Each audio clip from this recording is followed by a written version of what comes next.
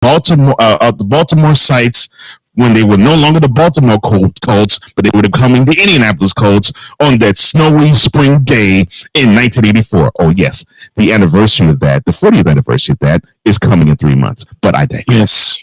Yes. You rolled quietly.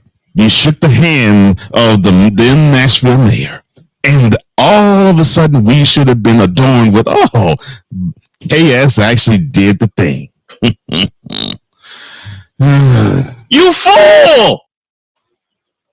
Well, now people don't understand why we as Oilers fans have such a disdain toward KS. So you have to understand something. You see, this is the same chump that after the 1972 season, when they went 1-13, and he saw on the horizon coming up that the WFL was going to be competing, and that they followed that season with another porous one as well. That the all season following that one, because there was competition, he decided to raise the ticket prices. Stop it. Get some help. That is what you had to deal with this idiot. And we're not even getting to the mid-90s when he screwed the pooch. That was in the mid-70s. This was before the Love Your Blue era started. This was before they drafted Earl Campbell. This guy has been an absolute dumpster fire ever since he has owned the team. And he's been a coddled, spoiled brat, even to the grave, which he passed away 10 years ago. This chump decided to ruin all of my father's and my generation of feeling tied to the Columbia blue, the red, and the white with the oil derrick. Because for those who understand, the reason why, of course, the team was nicknamed Oilers was because, well, oil is huge in Houston. And was huge in Houston. Now it's Energy. But it was huge in Houston, and it was a nod to the oilmen who dug for oil. And that's why the name was there. So, of course, the name does not stick with Nashville because Tennessee's not really known for oil. Nashville's not known for oil either, but Houston is. So you have the identity tied to the team, and they leave. And they leave because of greed. And they leave because of ego being bruised and hurt. So fast forward to this year. And now they threw on throwback jerseys before with the Oilers. But they decided to actually have it all adorn their players' bodies this year. And they were ready because they had, oh my gosh, this pisses me off. They had the promotional junket and tour called, quote, "The Oilers are back."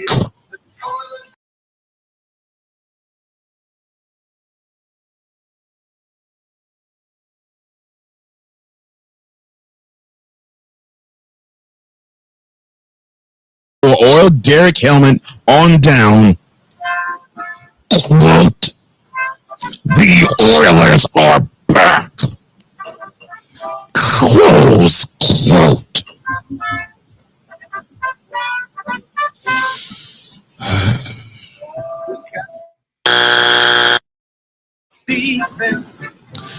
Amy, Rick, cocaine is a hell of a drug. The nose candy you was using must have been mighty fine. You must have found a good dealer to line you up with some good blow, because you were doing lines with that promotional junket.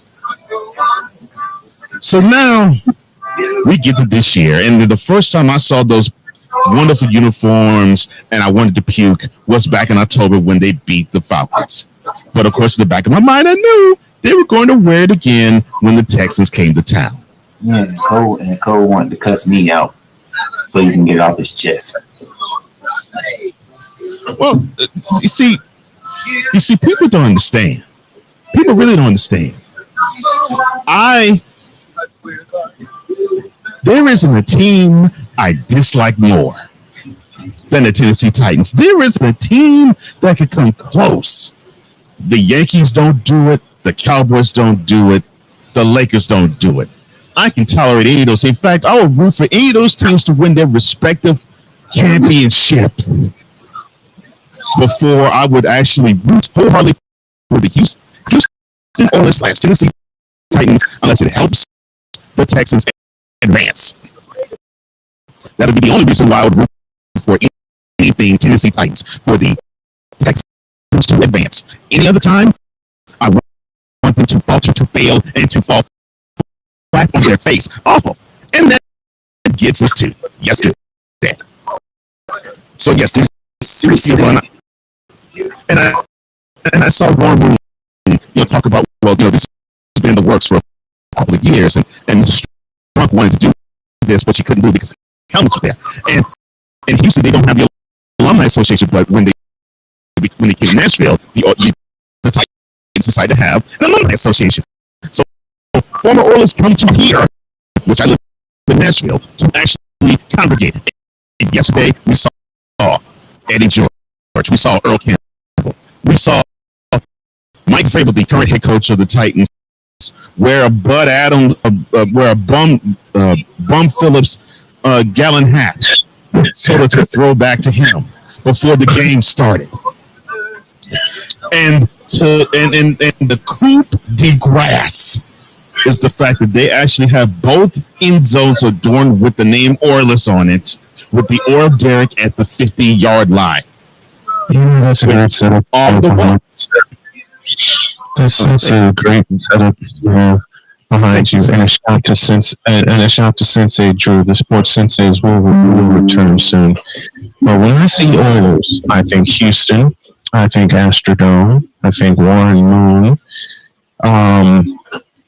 Curtis Duncan, Ernest Givens, Haywood Jeffries, and Drew Hill. Part of the run and shoot. Oh yeah, those are my don't those bring back memories? Keep going, Cole. Keep cooking, Cole. I'm getting ready, Cole. I'm getting ready. Keep cooking. Get ready. I'm getting ready. And on the wall, we saw a Columbia blue with Oilers strewn every so often, like about maybe 20 to 25 yards apart. And I'm seeing Nashvillians wear the Columbia blue jersey, and they don't really know the lineage of this team. And what irks my nerves, I've been to Nissan Stadium. They have a ring of honor. Is it a piece of trash like it look? Is it a piece of trash like it looks like? Well, see, you got to understand. You have to understand. K.S. Adams built it, so whatever K.S. built, it's a piece of trash. Now, strewn all over the lower part of the upper deck of Nissan Stadium is the ring of honor for the Titans. Oilers. But most of them are Oilers greats. The only ones that really weren't would be Frank Wycheck, the late Frank Wycheck, the late Steve McNair, Eddie George, and I can't remember if Javon Curse is on there, but he wasn't when I went to the stadium. But Javon Curse part of the Titans. Yeah, I don't think he was part of Oilers. He was part of the Titans. No, he wasn't part of Oilers. He was part of the Titans. I was naming Titans. That's on there. Mm-hmm. But most of the rings of honor. Was George Mason on there? No. Derek Mason. Derek Mason. No, he wasn't. And Derek Mason wasn't as big in Nashville. He got actually bigger because he became the head coach of Vanderbilt. But I digress. How about Bruce Matthews? I'm getting to that. The names that I saw on the awnings: George Blanda, Evan Bethea, Robert Brazil, keep going, Earl Campbell, keep going, Warren Moon, Brad Childress, Mike Munchak, and yes, Bruce Matthews, who played a few years as a Titan, but he played many more years as an Oiler. He was an Oiler. But I consider him more an Oiler than I do a Titan. With over 30 years of experience, Madoric's Butcher Block in Mineral Ridge is a quality-driven company focused on great personal service. Our fresh meats are of the finest cut. We make a variety of burgers, sausages, and a full line of deli meats.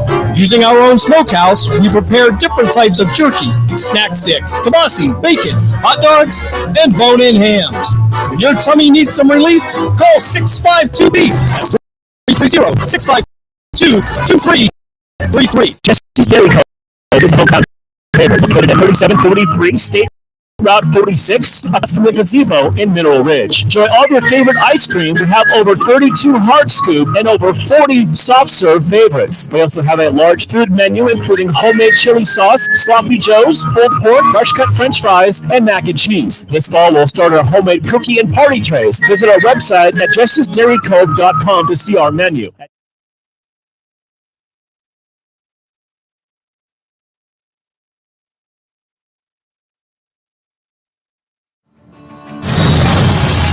It's that time again when all we want to talk about is football. High school, college, and pro football. There's one man set to bring it all to you. It's time for Just Football with Matt Emch. Matt with a first-time AP, offensive lineman with the Ursuline Irish, and three-time national champion with Youngstown State. And now, here's Matt.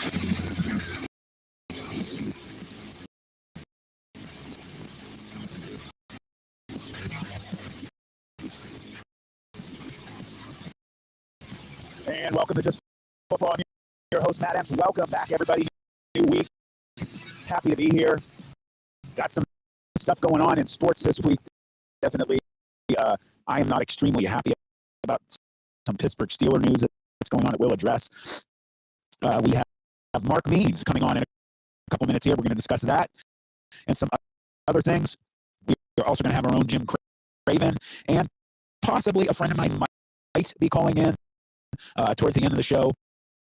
If he can't, I'm sure Jim will stick with me, and we will get some stuff done. We'll ask Lipper if he'd like to come by. So, what is your opinion, guys, of what's going on in the NCAA right now? I'm going to say this real quick. I'm excited that college football NCAA on PlayStation, Xbox. I have an Xbox Series X. It's about time they have another college football game. Players are going to make some bank. They deserve it. I think they said 10,000 players have already signed up to join the cast, if you will, of NCAA Football 25. Manning at Texas, the quarterback, the cousin of Eli and Peyton, is not going to be joining that crew. So we'll discuss a little bit of that because, me and Mark definitely are into the video games. And, he's going to be calling in anytime. Sorry, everybody. I have a little bit of a sinus thing going on. So we had some warm weather. I'll address that until Mark comes in. Now it's getting cold. Now it's getting rainy. But exciting news. As always, we've been letting you guys know Youngstown, Ohio, Mahoning Valley Federal semi-pro football team coming to the area starting early June. June 1st is their first game. We are going to be calling their games on CityView Sportscast, myself doing color commentating, and we are going to have Matt Lipsack, the voice of the Youngstown Phantoms, is going to be helping out, as well as Mark Means, who just called in. He's going to be helping out call games for the Mahoning Valley Federals. Mr. Means, thank you, sir. How are you? I'm good. They have some exhibition games not too far off. Yeah, played at Austintown Fitch May 11th, and that date is the first one that sticks in my head because that was my dad's birthday. So a special day. We'll see if we're going to call that I asked Joan Galbraith and Mike Benner if they would like us to call those preseason games. We haven't gotten an answer yet, but we'll see. So, Mark, a lot going on, not only in college football, but NFL. Yeah, I mean, it's this interesting time of the year where, I'll be honest with you. I love pretty much everything to do with the NFL, but I do not care for the underwear Olympics that they call the NFL Combine. I don't really watch it at all. I mean, I'll read some things that happen after the fact, but that's just not entertaining television for me. I have never, but maybe once or twice for maybe 15, 20 minutes over the last X amount of years watched it. I don't care for it either. Yeah, I mean, I know it's important.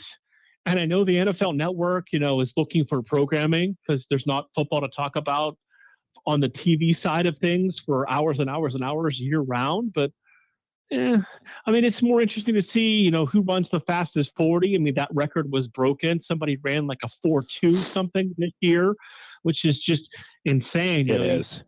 Somebody runs a 4.2 40. They time me with a sundial. So, can't compare the two. Me too. I actually was for my size. So when I played at YSU, offensive lineman, I actually ran at one point a 5.3 40 at 319 pounds. I think that's decent. Yeah, absolutely. It is. I remember when I ran a 40 for baseball in high school, it was slower than that, but I was never blessed with good foot speed. You know what always happened to me, Mark, and we'll get to news with football, but every time we had camp, every time in high school we started summer conditioning, every single year I would pull my groin muscle every year, and that's painful as heck. Yes, it is. So jumping in to the NCAA, let's go in there. I wanted to discuss something with Ohio State. Buckeyes, they suffered a big time blow to the coaching staff.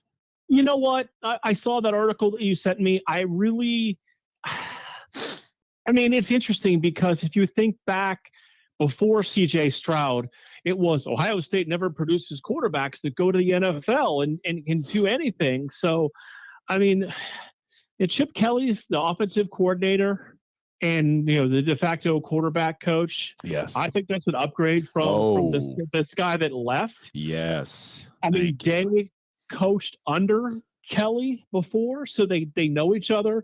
The scary part to me is spring ball for the Buckeyes started yesterday. Isn't that nuts? It really is. I remember playing spring ball. There were times, and this shows you, I'm not going to get into climate change and stuff, but when, we were starting spring ball, we used to get snow. We would have a really cold day, and now it's warm as heck during this time of the year. So definitely warming up, some signs of again, the planet heating up. I think it'll be interesting with Chip Kelly. There are so many toys for the Ohio State coaching staffs to design plays for this year. I don't think it's a surefire that Will Howard, just because he transferred in, is going to get that quarterback job. You got Devin Brown that was there. You got the young kid from North Dakota that was forced into the bowl game before he was ready. You got the transfer from Alabama that came in as a 5-star. You got Aaron Nolan that came in as a 5-star. I think that's going to be quite a competition at quarterback. I agree. And I'm just going to say this. I personally have always been a huge Chip Kelly supporter. He has proven for the most part, no matter where he has gone, he has won. The guy knows his stuff. Now, he's had a little ups and downs here and there, but for the most part, I think that is an absolutely gigantic land for the Buckeyes. I mean, it's confusing that you resign as a head coach of a future Big Ten team to become an offensive coordinator, but, things weren't, reportedly things weren't that great there with the Bruins. He was only one game over 500, I believe, in his tenure there as their head coach. I mean, and he had some great talents. I mean, you look at some of the quarterbacks that went through there too. So I don't know. It'll be interesting. I don't want to get too excited about Ohio State, but they've got a lot of weapons on both sides of the ball. Oh my God. You look at the transfer portal, we got so many of the best athletes, honestly, some of the best in the country. You got guys that left that, honestly, no offense to them. We lost some guys I wasn't happy about for the most part. Man, I am pumped. We had the number 1 or number 2 recruiting class in the nation, and the transfer portal number 1. So very exciting. The only thing that would scare me if I was Ryan Day was, say things don't go well this year, which, we're all hoping that doesn't happen. Right. Did he just hire his future replacement in Chip Kelly? Right. And, I'll say this. You and I have discussed this before, calling high school games and talking about college and NFL. Some guys are just not wired to be head coaches all the time. Some guys are great when they're younger, but for whatever reason, some of them get a little older and they just don't do well as a head coach. I think Chip Kelly, I am making a prediction. I think he's going to do a great job as an assistant, as a coordinator. I think he's going to do a great job. I'm excited about it. And leading from talking about the Buckeyes here, I wanted to jump into, I just saw Fox Sports made a preseason top 25, and I just wanted to discuss some of it with you. The Buckeyes, number one in a lot of polls. I love that, ever since Nick Saban left Alabama, Paul Feinbaum is all about the Buckeyes. Yeah, you know what? It's interesting. There's a lot of hype to live up to with this list. I think it's going to be interesting because, people wonder, when Coach K stepped down at Duke, how would the Duke basketball program continue? Just consecutive years of the number 1 recruiting class in the country. Yeah, there's people absolutely. Would they go to Alabama to play for Saban? Did they go to Duke to play for Coach K? They did, but it's the aura of playing at Alabama and playing at Duke. I don't think. It matters some, but not as much as I think people make it out to be about playing for those guys. You want to play for those teams. Yes. Oh, 100%. And your favorite university, it's Kansas, correct? For basketball? Yeah. It's Arizona. That's what it is, Arizona. And, you have set programs like you just touched on, Arizona, Kansas, Duke, North Carolina State's had some really good teams. Ohio State hopefully will do better. Notre Dame has been doing really well. They got that Riley Leonard to come in from Duke to play quarterback this fall. So they got a lot of receivers back. They might have a few issues at running back. Yeah. So I have one for you. Go ahead. I didn't discuss this with you because I wanted to get your genuine reaction. Yes, sir. So the new college football video game is coming out in July. Love it. And you and I have been talking about that for probably 2 years. Yes. But here's what they announced this week. To have your name, image, and likeness in the game, you have to accept what they are offering. EA Sports is offering all of these student athletes. If you don't, then your name will not be in the game. Arch Manning announced yesterday he was not accepting the offer. Right. So his information would not be in the game. So what I want to know from you as a former student athlete, if you were playing now, is $600 and a copy of the game enough for you? Well, just to let you know, it's ironic you bring that up because I was talking about it right before you called, and I mentioned you and I talking about it. Now, I am a huge fan of players having the ability to finally make some bank. Now, when you look at the amount that they're making versus the NCAA, the conferences, the schools, it is so petty. But it's $600 you don't have. And when you are a college athlete, you don't have much bling or much money at all. If that was the only way I could do it, if I had no say in more, yes, I would take it. And here's the thing about it. Here's my problem with the system. They rushed it out too fast to get it done. Yes. Because here's the issue. Caleb Williams reportedly made $10 million the last 2 years in NIL money. My problem, those guys, the quarterback, the running back, the wide receiver, the star safety, those guys all have an opportunity. But the five guys like you were part of up front, the punter, the kicker, the nose guard, those guys aren't getting millions of dollars in NIL money. No. Most of them are probably getting no dollars in NIL money. Correct. They're not.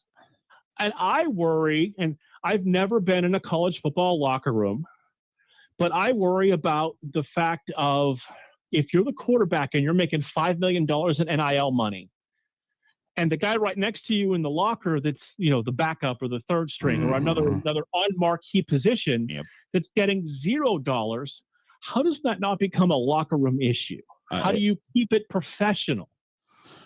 You're going to have a lot of irate, angry, and resentful players. Now, there will also be a situation when guys get angry about it. Some guys are more front forward and will speak their mind more than others. Though, unfortunately for those guys you just mentioned, the ones that are backups or third string or scout team, they're going to get shut up real quick. So I don't think it's fair. I don't. The only counter I heard that I will buy into is this, but the difference is, like, at the professional level, that discrepancy occurs between the starting quarterback making, tens of, if not hundreds of millions of dollars compared to other players on the roster. And I said to that, well, the difference is to that, every single player on your 53-man roster is making money. Right. Whether it's, slightly less than $500,000 if you're, on a rookie minimum contract. College, not everybody's getting paid. So I don't think that's a viable comparison to me. I agree. I think it's flawed. I don't like it. It was rushed. Yeah. And beyond rushed. And just in terms of the fans of the game, I'm disconnecting myself right now as an ex-college football player, just as a gamer. Like me and you have, like you said, we've been talking about it for years. I wanted that sucker to be the best it can. I spent a lot of money a couple years ago on an Xbox Series X, and I want that game to be the best possible. And from what you just mentioned, and I've seen some articles that there are definitely going to be some bugs. They're going to be making, upgrades and updates for quite a while. Right. I mean, I just went out and upgraded to PS5 in the last few weeks. Nice. Basically because of that game. Because I want to be able to watch it at the best that you can. I mean, if you have a 4K television and a PS5, you can play video games in 4K now, which is just, I think about, the little Atari football game where it was like a blurry person and a dot for a ball. Yep. But you got what it is now. You got to admit, though, even to date, Tecmo Bowl from Super Nintendo is still epic. Oh, it's one of my favorite games of all time. Yeah, definitely. The situation, and we'll switch the subject here in a sec. I just want to say, what I love about the Xbox too is, it's already set up for 8K down the road. They have things for the PlayStation 5 that are gonna really, come into fruition as well down the road, and they're really made extremely good. One of the things I hope that gets fixed is I'm very angry about, for whatever reason, Microsoft did not make a deal with Marvel. So you got PlayStation that has the new Wolverine game, which I'm dying to play. They have the 2 epic Spider-Man games. I hope they change it and you can get it. So, hey, they're going to make a lot more cross-platform games down the road, but I can't wait, Mark. So I know we got a couple of minutes. So this is the question I asked you when we were talking about the show. Because his name's being mentioned as being a possible landing spot in Pittsburgh. Yes. So I dug into Russell Wilson and I asked you, is this one of the worst trades of all time? 100%. I do not want him at Pittsburgh at all. So I looked it up. They gave up 2 first-round picks. Oh, my God. And 3 players for Russell Wilson. They're jumping into the Cleveland Browns field. In 2 seasons, he made 30 starts for the Broncos.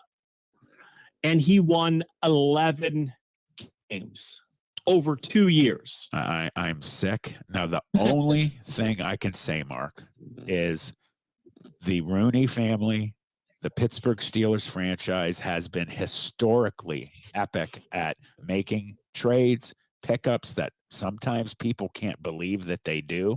And because of the system that they have, because of the history of the franchise or whatever else, usually it works out for them. I hope he gets a breath of fresh air. I do not want him as our quarterback. And that's the thing. They don't have to trade for him because the Broncos released him. They are paying, and I don't know the exact amount of money, but I think it's in excess of $65 million to go away and leave the Broncos franchise. Like, I would love for somebody to pay me $65 million. I'd take $65,000 to go away. Me too. Absolutely. I mean, he fell off quick. Let's He did. Now, is it because of the situation, the coaching staff, the franchise situation at the Broncos? Was it just a mess there? He was incredible at Seattle. Could he change back to where he was? We've seen players get a second or third chance at the Pittsburgh Steelers, and they have really been incredible. So, I mean, he had an epic defense in Seattle. Yes. And he had a great running game. Yep. He had a okay running game and an absolutely terrible defense in Denver. Yes. Sean Payton couldn't even fix him this year. No, no, he could not. And Sean knows how to take care of business, so to speak. Before we go, we have, 3 minutes left. Just wanted to mention real quick on foxsports.com. Again, preseason, Ohio State #1, Georgia #2, Texas #3. If my friend Josh Turner's listening, buddy, they are doing great things there. Mm-hmm. Oregon, they are an excellent program. They're going to do well in the Big Ten. Michigan, let's hope that because Mr. Harbaugh is gone, things will change. 1-3 as a record against that team from up north is unacceptable. You get all those players, you better darn well take care of business at the last game of the season. And you know what? Not only is that game going to be tremendously important, but the Buckeyes have to go to Eugene to play the Ducks on the road this year. Yes. Might be the game of the year. You know what I'm excited about, too? The Buckeyes playing Southern Cal again, but being in their same conference is super exciting. It's geographically weird, It but is. It will be interesting. I just hope that when they have to play USC and UCLA, they schedule that game in November. Yes, Make them feel the cold of Central Ohio. Correct. Before you go, Mark, I wanted to bring something up here. Nick Saban on leaving college football. Maybe this doesn't work anymore. College football is the most accomplished coach. Stepped down this offseason by judging Nick Saban's comments. The direction of the sport had something to do with it. Your Understandable.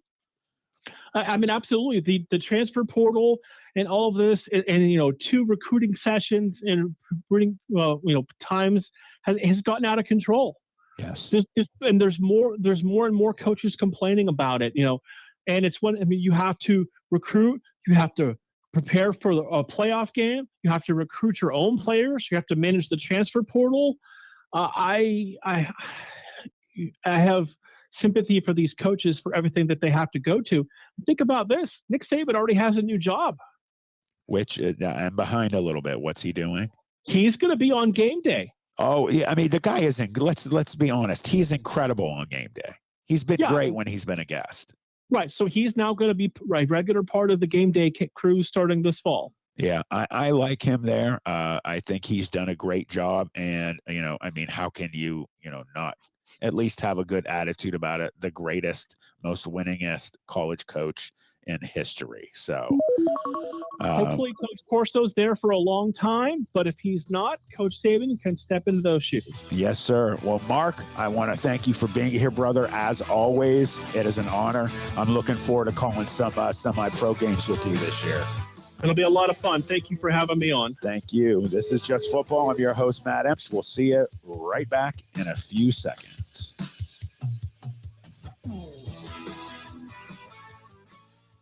Cryptid Creatures. Find us on Spotify, iHeartRadio, or wherever you get your podcasts. Hi, it's Brian. Join me and my co-host Todd as we investigate those things that go bump in the night. We'll talk to real people who have had real face-to-face encounters. There's two of them across the creek at the big rocks. With cryptid beings, from Bigfoot to aliens to even demons. By the end, you'll be asking, do I believe? Cryptid Creatures. Find us on Spotify, iHeartRadio, or wherever you get your podcasts. Are you tired of settling for mediocre wings at sky-high prices? Belleria Niles has some of the best wing prices in Trumbull County, with 12 wings for $10 with over 15 flavors to choose from. Mention this show, Just Football with Matt Emch, with your order and receive a free cheese puff until January 31st. Belleria at 602 Robbins Avenue, Niles, Ohio. 330-544-FOOD. That's 330-544-FOOD. Belleria, we sell taste one bite at a time. Do you crave mysteries? Are you fascinated by the unexplained? Then summon your courage and plunge into the deep, dark abyss of what lurks beneath. A YouTube channel that dives into the unexplained, the supernatural, eyewitness reports, and more. The real question is, can you handle the truth? Simply search What Lurks Beneath on YouTube, if you think you're brave enough. From high school to the pros and everything in between, you're listening to City View Sportscast, part of the iMedia One network.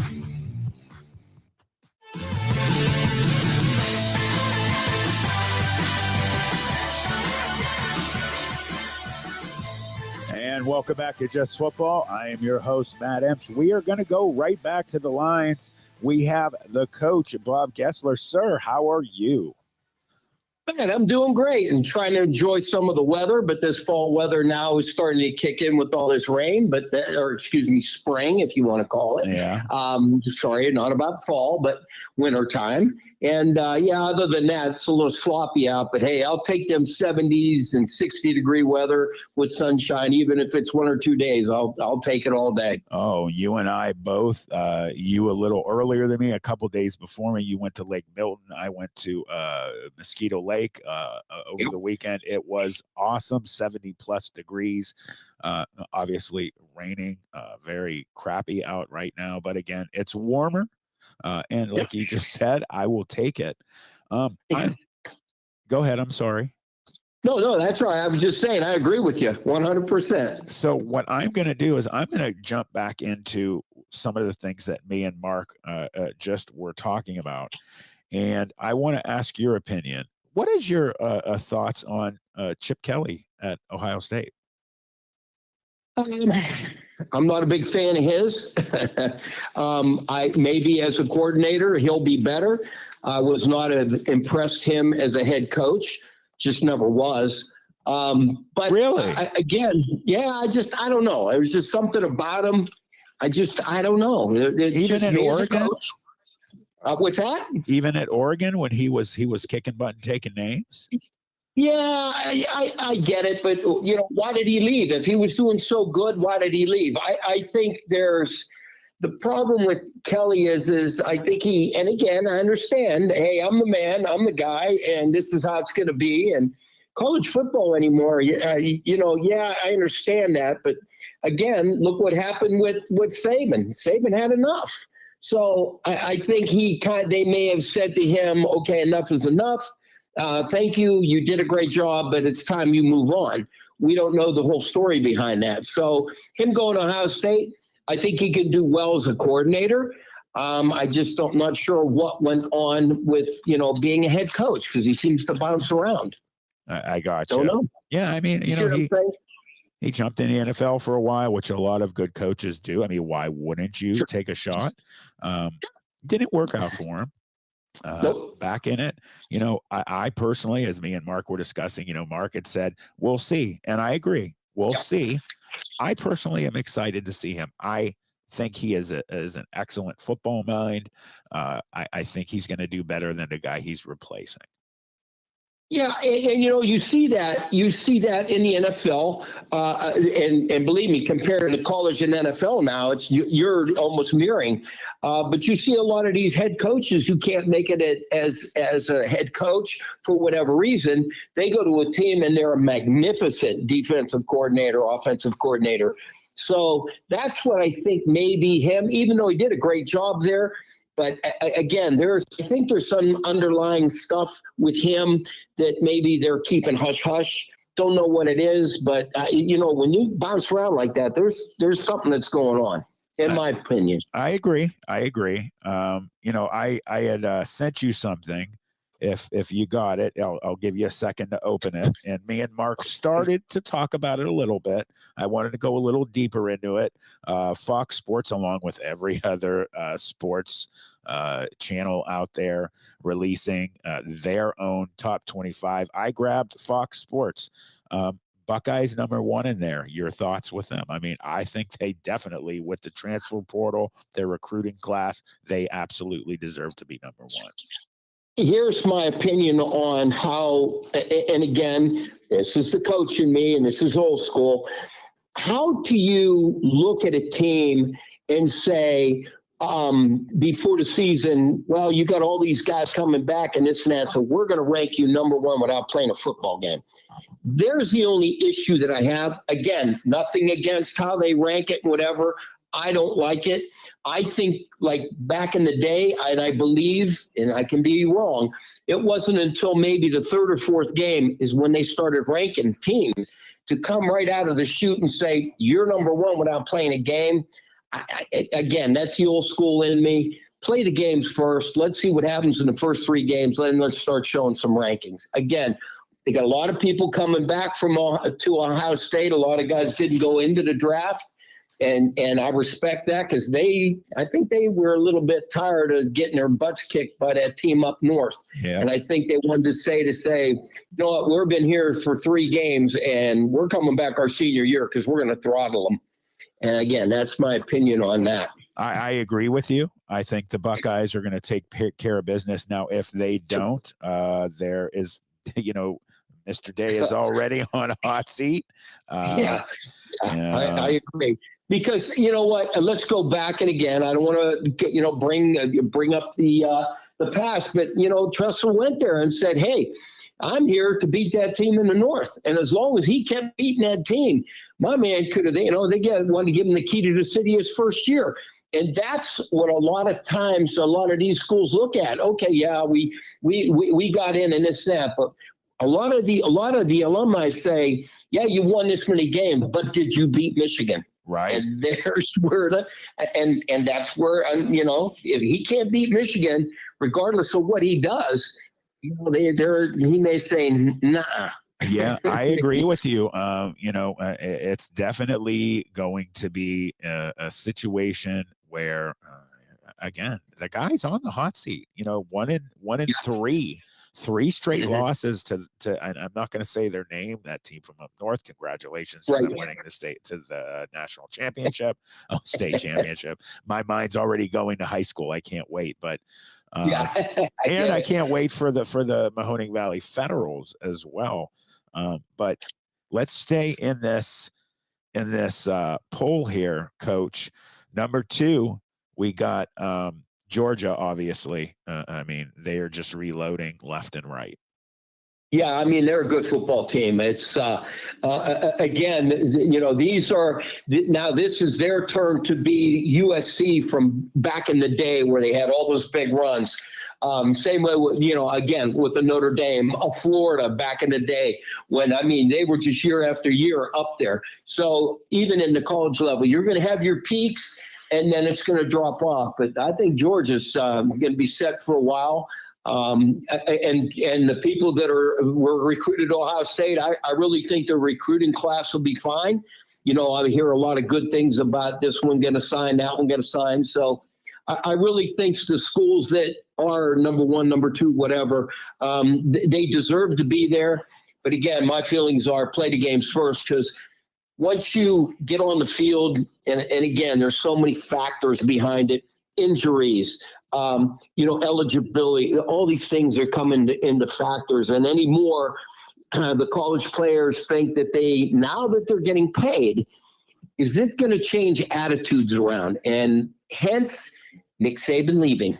And I hate to be that way, but I just think he sees, because of the portal, it's hard to keep a team together. You want these kids for 4 and 5 years, and they're just going where the money goes. And sometimes that's just, it's going to take a toll on college football. It is. It's going to be. Yeah, I agree. And obviously, playing the game like I did, Coach, I was never a big person of preseason. Playing at YSU, sure. even we had just won a national championship, they weren't always nice to us in that, and we ate that up sometimes. And you want that corkboard material. So I agree. As an ex-player, it's just for the fans. It's just to get them going. Sure. We got number 3, a team, a program with Mr. Sarkisian. Again, I'm going to say my buddy Josh Turner. Texas Longhorns are absolutely going to be deserving of at least being in the top 5 to start, in my opinion. Yes, they do need to prove, but they've already started to prove they're doing great things. Again, I bring up the past with Texas. I remember when they had all the Jones boys when they ran the wishbone, Jam Jones, Lamb Jones, and Ham Jones. Yeah, that was a hell of a football team. And year after year, Texas was in it, Nebraska was in it. These were teams that were in. Now Texas hadn't been around, and they haven't been around for a while, but they now are creeping up. They're getting the people in, and they're going. Again, it's the peaks and valleys with all sports, and that's what I see there. And they're getting the picks, and they're getting kids recruited, and they're going to get better. And I like that. I think it's great. And the other thing to that is you see a lot of maybe these other kids, and as a coach, I've talked to kids and say, why do you want to go here and here when you can go to this school and shine? Well, they have the opportunity. No. If you're good enough, they will come and see you. So maybe more and more of these kids are saying, hey, I would rather have the shot to play at a Texas than sit behind, a second team or third team at an Ohio State or a Notre Dame or at a Georgia. At least now I can get my stock out there and people could see me play. Yeah, agreed. Now, moving from those Longhorns, Oregon, number 4, they are, normally you're losing players like Bo Nix, Bucky Irving, Troy Franklin would leave a team reeling in a rebuild. That's just not so for Oregon in 2024, joining the Big Ten. They are going to be somebody who's going to contend for the championship. You know what?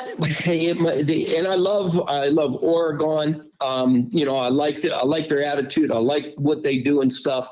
But the problem with Oregon is they're hyped up and they're supposed to do this, and are they going to lay that duck egg like sometimes that they do? Yeah.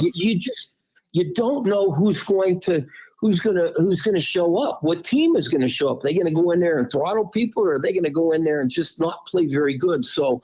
You don't know. That's the only problem I have with Oregon. Are they going to be consistent enough? Understand the number 4, but will they be able to hang with number 4 and play that quality of football? Because let's face it, last few years they should have been in a lot more, and they fell off at the last minute. So again, I'm not quite sold on Oregon. I like it.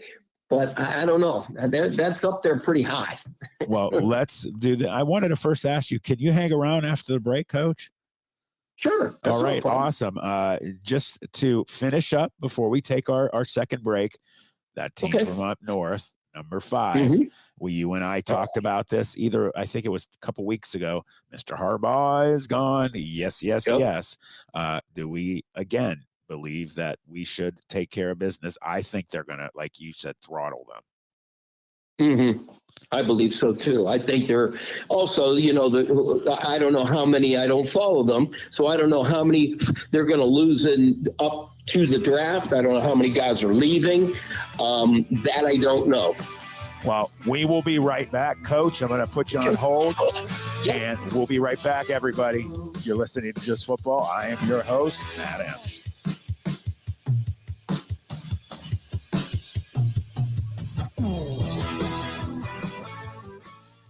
Are you tired of settling for mediocre wings at sky-high prices? Belleria Niles has some of the best wing prices in Trumbull County, with 12 wings for $10 with over 15 flavors to choose from.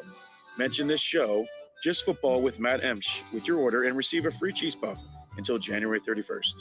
Belleria at 602 Robbins Avenue, Niles, Ohio. 330-544-FOOD. That's 330-544-FOOD. Belleria, we sell taste one bite at a time. Do you crave mysteries? Are you fascinated by the unexplained?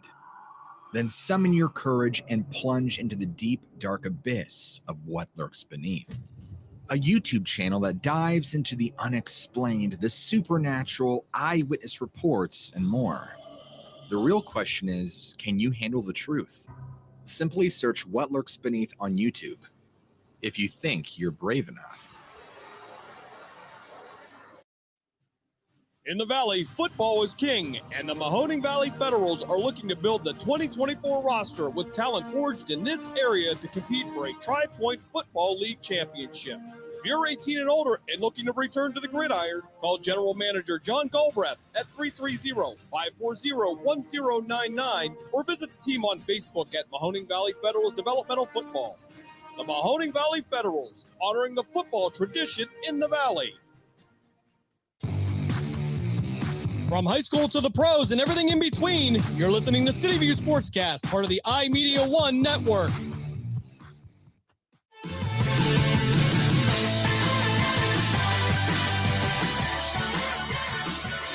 And welcome back to Just Football. We're going to go right back to the coach, Bob Gessler. Thanks for staying with me, Coach.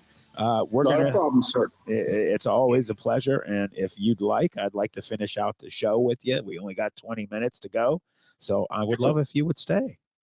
That's not a problem for me. Thank you. And we will jump to number 6. We got Ole Miss, who is, somebody, a program who I have been really on them positively for the last couple years. I think there's some good things in store for them. Yeah, and I agree with you. And I saw some of their games last year, and I'll tell you what, they're that quiet team. Nobody really talks about them. They win some games here. They do what they need to do. So that team will get better because more and more things will happen when, again, teams start winning and they start moving up the ladder. More and more of the southern schools and kids from the southern area are going to see that, and they're going to say, hey, I got the opportunity. I can play here. So, hey, let's see what we can do to help them. Right. So, I agree. Some good things with them. Moving on to number 7, we got the Seminoles of Florida State. Just on the cusp of getting their stuff together. They got rid of their coach. I think it was time for him to leave. And I think, there could be a possibility for, to have some meaning again. Yeah, and you know what? Again, what happened to Florida schools? It has fallen off so bad. Those games with Florida State and Florida, and I remember watching them, people going crazy, and it meant so much. And then all of a sudden, these last few years or more, where's Miami been? Yep. Florida State did some good things, but then again, they fell off. Games they should have won, they win. But when we're in a struggle, it's just like, what are they doing? What happened? And again, with injuries too, that hurt them. I think that's what kicked them out. But they did a decent job. But again, it's not like it used to be. If you knew Florida State was going to be in there with the great players they were getting. Oh, yeah. don't know what happened to that. Was, of course, I've heard through the grapevine over the years, maybe they just didn't put enough girls in bikinis to get these kids coming. Well, I'm not going to talk about things that happen. I took all 5 of my visits when I was being recruited. I went to some big ones. I headed to Columbus and East Lansing and Colorado at Boulder. I won't get into details, but yes, that stuff happens. So it makes up minds. It does. Remember, this is an 18-year-old kid, and they're showing them Cadillacs, and they're showing them Mercedes-Benz, and they're showing beautiful blondes walking down the beach and saying, would you rather play here in this beautiful sunshine and have all these girls around you, or would you rather be up north or playing at Ohio State and freezing your butt off? I mean, as an 18-year-old kid, let's face it. I mean, good-looking blonde over an ugly-looking tackle, I'm going to take the blonde every time. Well, back when I was in high school, Florida State was 100% one of those schools that was, they were top of the cream of the crop. And yes, they were. I definitely, I turned down, I have, want to hear something strange? I'm going to address this. I haven't said it many times.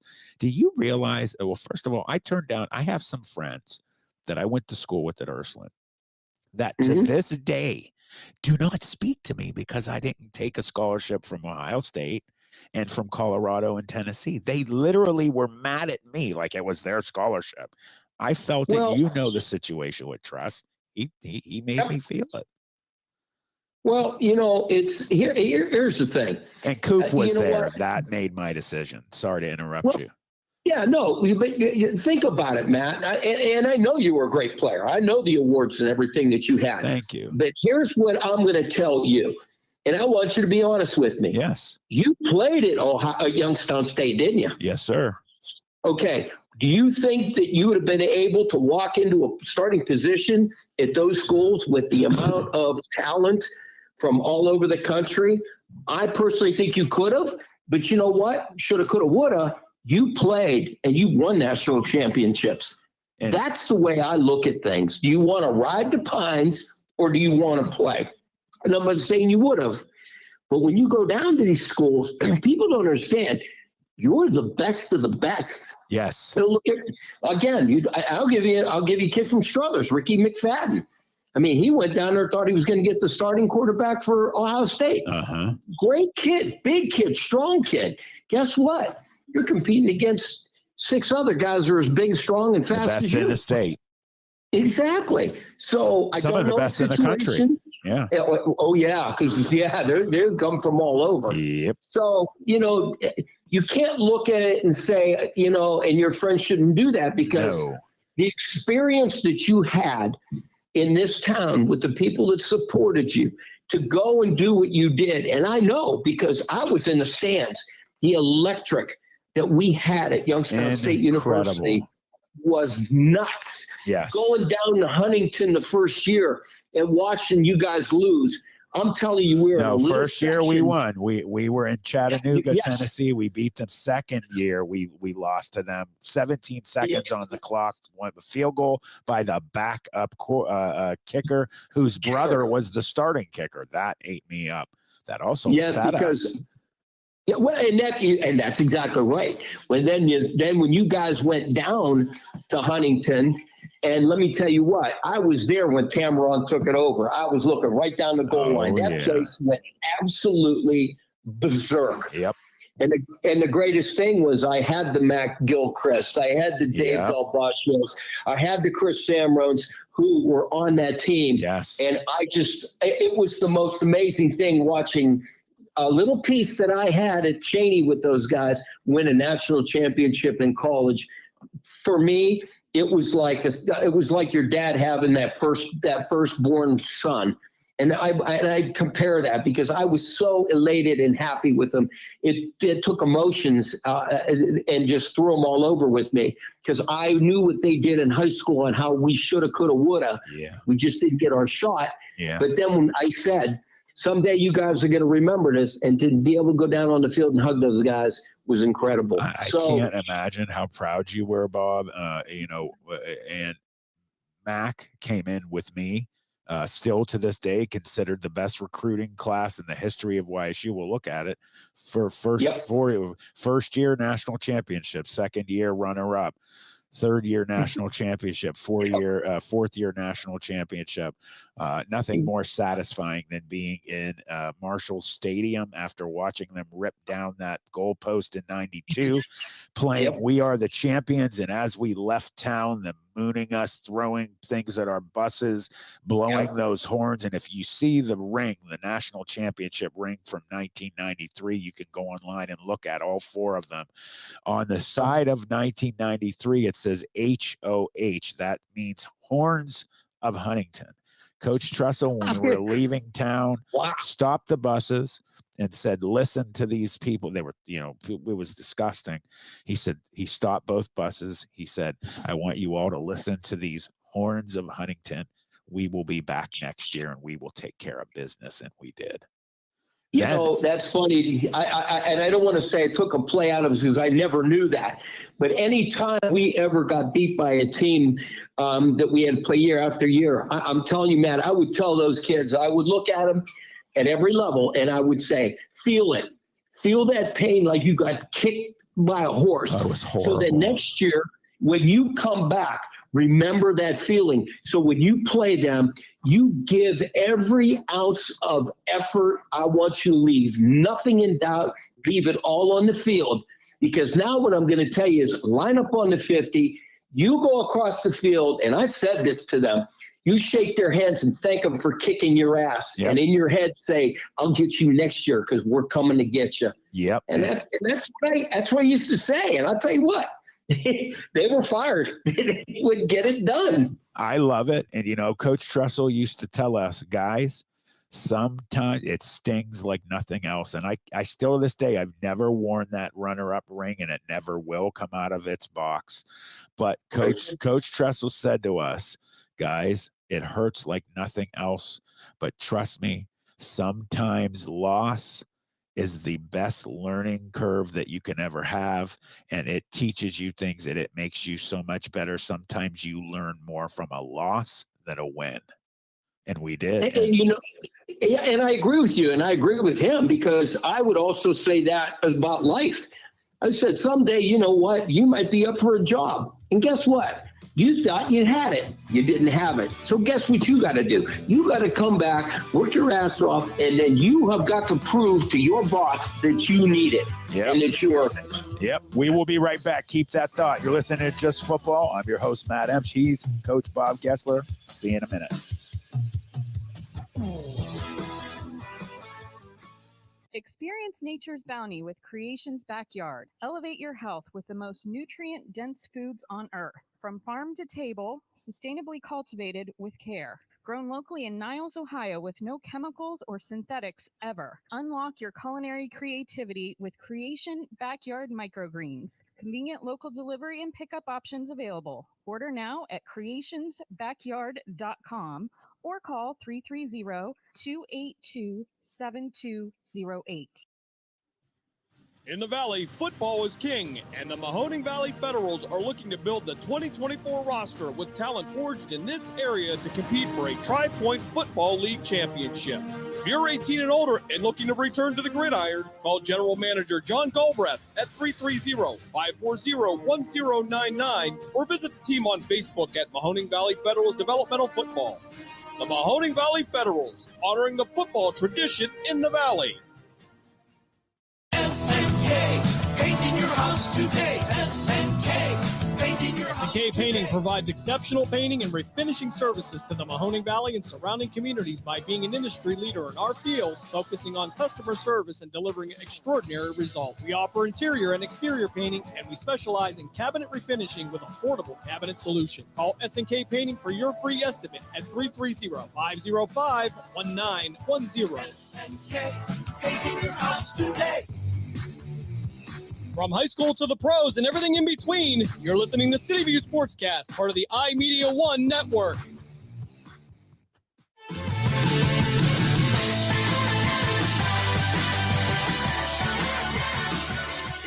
And welcome back to Just Football. I'm your host, Matt Emch. We still have the legend, Coach Bob Gessler, on the line. My man, thank you for being here. I wanted to say this before we switch over. That 94 they were all satisfying winning. 94 being in that stadium, how despicable those Marshall fans are and were to be able to win the national championship against Boise State their last year in 1AA/FCS now. That was great, seeing those green dots through the stadium and being like, I loved it. I'm going to real quick, just without comment, I'm going to finish this Fox Sports preseason. Number 8, Missouri. Number 9, LSU. Number 10, Penn State. Number 11, Alabama. Boy, do they drop. And they should after losing him. 12, Oklahoma State. 13, Tennessee. 14, Clemson. 15, Oklahoma. 16, Kansas State. 17, Notre Dame are Irish. They will climb. Trust me. You know they will. Arizona, 18, 19, Kansas, 20, Iowa, 21, Utah. And going back real quick, I hope Coach can finally get, Coach Kirk Ferentz can maybe get into a national championship before he retires. Yeah, you would hope so. People that have put so much time in, and a lot of people don't understand how difficult. And you'll hear players talk about the Super Bowl, but getting to a championship game is so hard. It's so difficult. Yes, and preparing people. And then the sad thing is as a coach, you'll sit and go, "Did I prepare him enough? I know I did, but what I coulda, shoulda, woulda, should have done this, should have done that." So, as a coach, if people that have never coached any sports. If you think it's easy, it's not. I've lost so much sleep on a day where I thought I should have been able to do this, this, and this. But unfortunately, that's why you play the game. And it's just, and as a player, if I'd have stepped this way, if I would have maybe not missed that block. I mean, there's so many factors to a football game, and the head coach puts it all on his shoulders. And I always did. There was a lot of tears, believe me, Matt, that I shed after a game that the kids never saw, thinking I just wanted them to be successful. Yes. And, I was a offensive and defensive line coach in high school. And I did student coaching at Youngstown State for 2 years under John Haycock.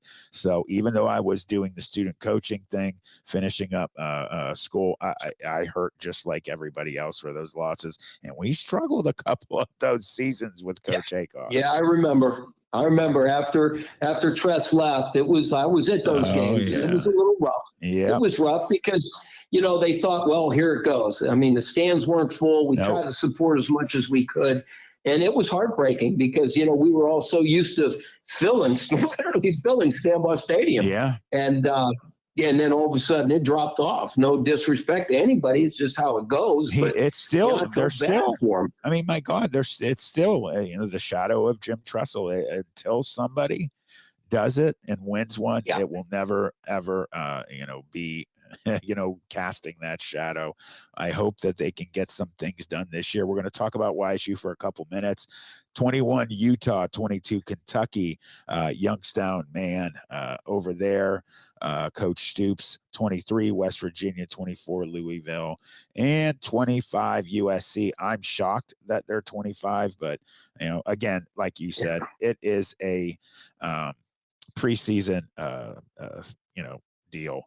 I sent you the schedule for Youngstown State University. If you could pull that up, I just wanted to mention some stuff real quick. Get your opinion. Let me see if I can get it. I texted it to you. Okay, let's see what we got. Okay, got schedule. We're getting there. Okay, show me. Come on. Click. There we go. Okay. Opening up April 13th, which is a Saturday at 11 a.m. is the red and white spring game. It will be interesting to see. They have gotten some really good players. Okay. You got Brady Shannon from Ursuline at quarterback. You also got Brungard coming in, maybe starting as well. You also have Matthew Reardon, who is a defensive back coming in, getting guys coming back home from Ursuline. You got a lot of good players. Opening up with Villanova August 29th. That is a get-back game. Yeah, for sure. 100%. Let's show them that that's never going to happen again. Yeah, that was very, very disappointing. September 7th, Valparaiso. September 14th, Duquesne. September 21st, big game, Pitt.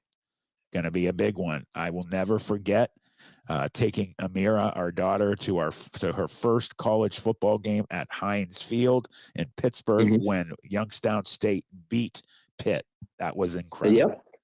Yep. That's going to happen sometime. Absolutely. Huge That's a great game. thing. Missouri State at Missouri State, September 28th. October 5th, Indiana State. October 12th, the national champion at South Dakota State.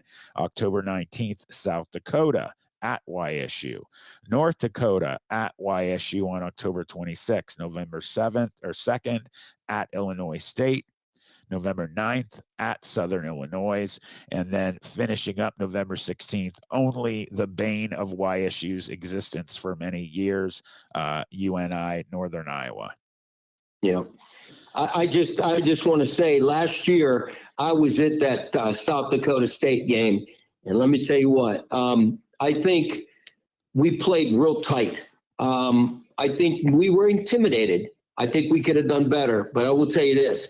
South Dakota State was the real deal this year. They were amazing. Their line, because obviously I was a line coach longer than anything, and that was what I always focused on line play. And Matt, let me tell you what, great bunch up front. Awesome. Bob Gessler, Coach, thank you so much for being here, man. We'll see you next time. You listen to Just Football. Bye, everybody.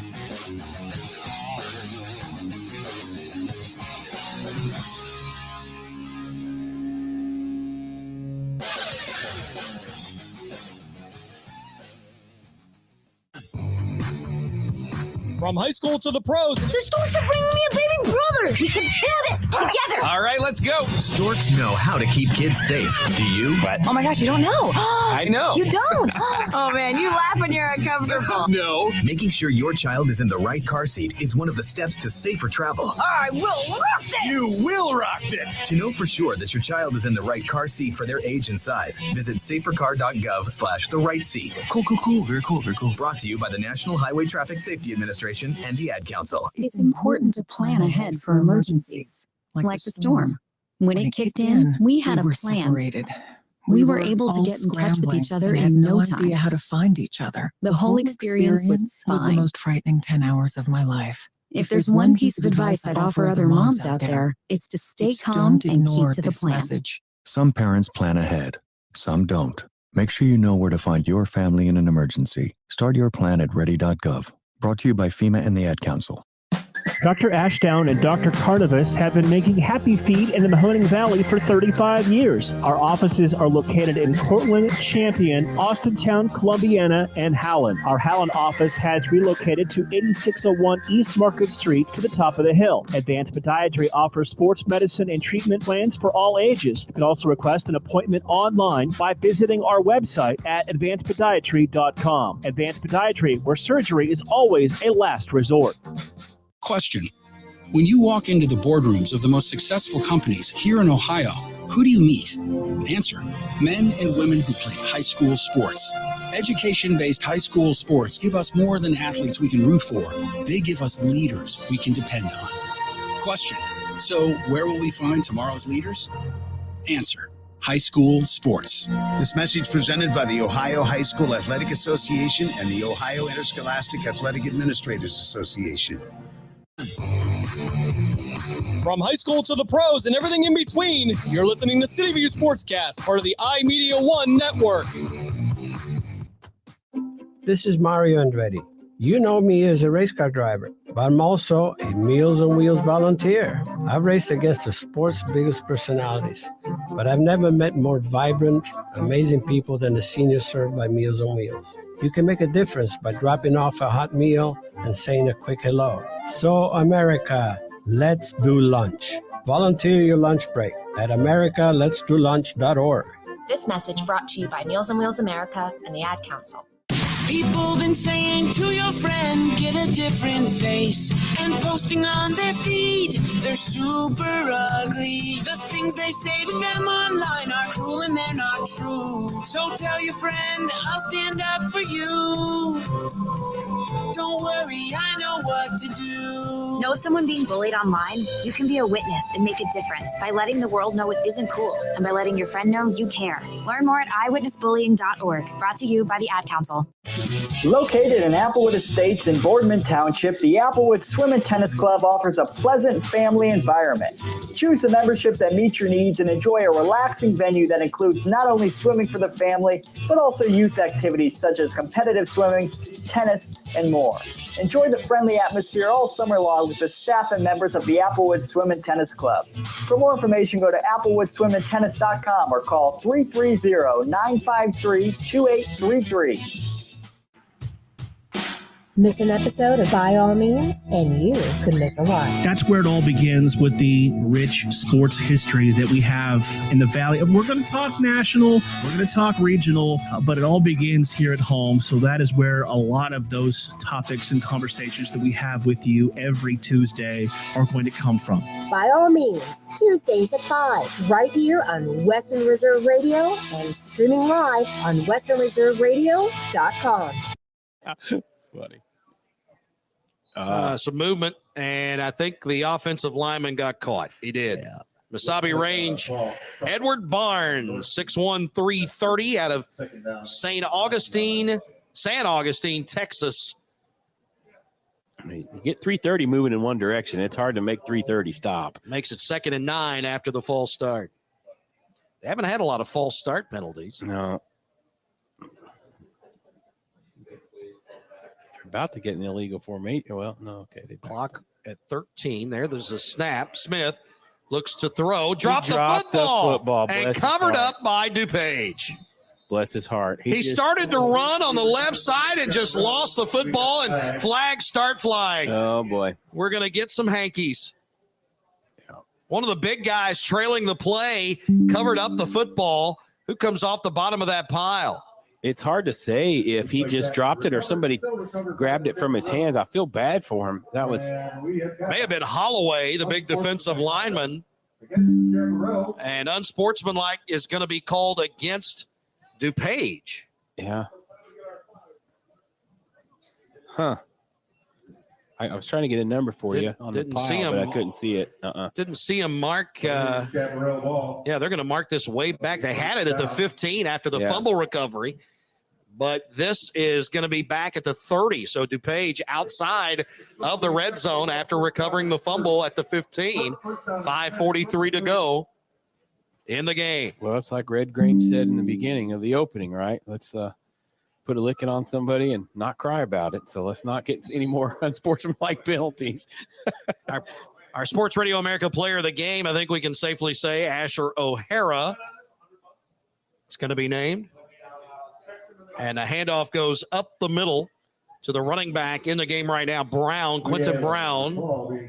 And Brown able to get some yards in the middle of that offensive line. Kept his legs going and will get a good 4-yard gain on first down. It'll bring up 2nd and 6. Actually, they mark it at the 25, so give him 5. Yeah, good spot.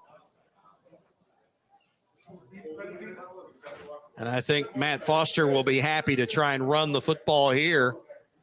And O'Hara's going to come out for this play. O'Hara's coming out. They're going to go Wildcat here. The two running backs are Benavidez and Brown. And Benavidez looks like he is going to be the one to take the snap.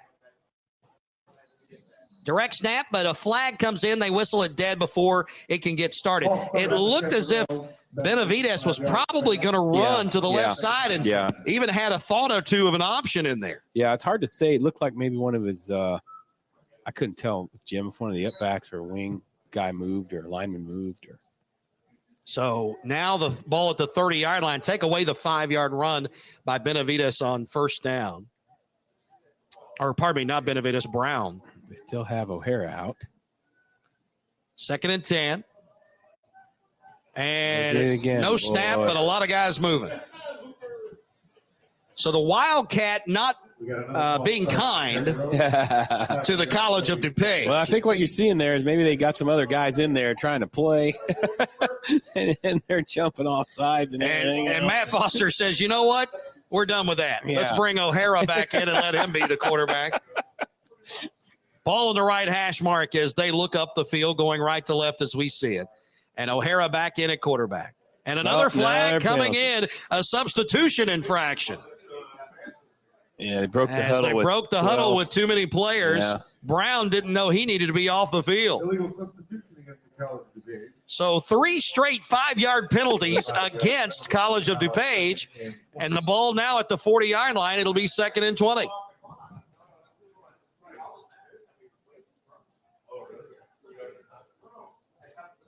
Here's the handoff to the man in the backfield. A wide receiver that had lined up in the backfield is Kushmal.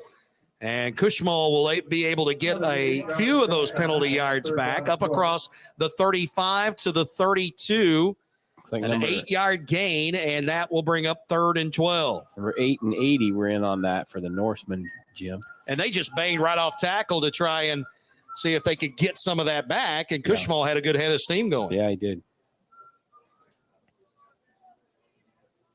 3:30 remaining in the contest. 35-zip. DuPage over Mesabi Range.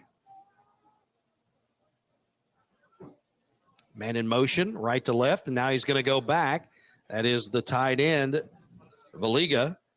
And a handoff delayed in that backfield. Across the 25 is Brown. Good speed. And he will be taken down at the 24. It'll bring up 4th and 4.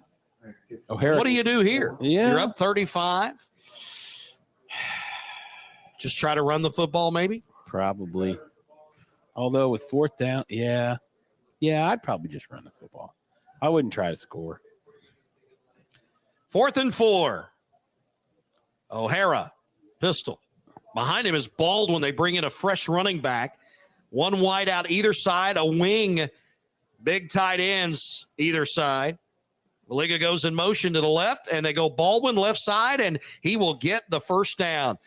Spinning at the 20-yard line to get down to the 19, and they needed the 20-yard line for the first down, and the markers will be moved, and DuPage now could possibly run out the clock in the next couple to 3, maybe 4 plays. It'd be interesting to see if they just take a knee or they've got to get what they got to run 1 play, Jim, 2 plays. Depends on how they do it. How they approach it here. They could score again, though. Fake the pitch, then a handoff. Baldwin goes to the left side, goes up the hash after cutting inside, and he's tackled by Lanier. Lanier's had a nice little game in spurts. Yes. Gain of 3 to the 16. And it'll be 2nd and 7 coming up. They can get a first down inside the 10 to the 9. 1:30 now on the clock. No hurry. As well, they should not be. Absolutely not. No. 15 on the play clock. Just kind of taking their time standing around with 1:18 left. O'Hara just waiting. Yeah. I mean, up 35 to zip with a minute to go, so just kind of stalling. Here's the handoff. They go Benavidez, left side. May have gotten a first down, then stepped out of bounds. Yeah, I don't know want if to do that's, that. I don't know if that's what coach wanted there, but it looked like they're just kind of running the same play one side, then same play the other side out. They're not really giving a good effort to score here. No sense of really, you don't need to score. Gets to the 8-yard line. That's a first down on a gain of 7. And it'll be 1st and goal now for the Chaparrals. They'll finish the season at 7-3, while Mesabi Range will drop to 7-5. There we go. 1 minute to go, and the old genuflect, if you will, kneeling down. Bring in a different running back. Under 45 seconds. I see a Cooler getting prepared over on the DuPage sideline as they approach Matt Foster, the head coach. It's a little cold. I would try to avoid that if I was coach. Oh, that's brutal. Another kneel down. And now they can get away with not running another play. Yeah. So 4 plays did it. Oh, And they got him. They got him. Oh, they got him. Matt Foster is doused. His team is a winner, and they have won the 2017 Red Grange Bowl. Ouch. 35-0 your final score over the Mesabi Range Norsemen from Minnesota. We will take a timeout, come back, begin our post-game coverage as we hope to talk to the coach and our player of the game, Asher O'Hara. That's all coming up next. You've been listening to the 2017 Red Grange Bowl on Sports Radio America.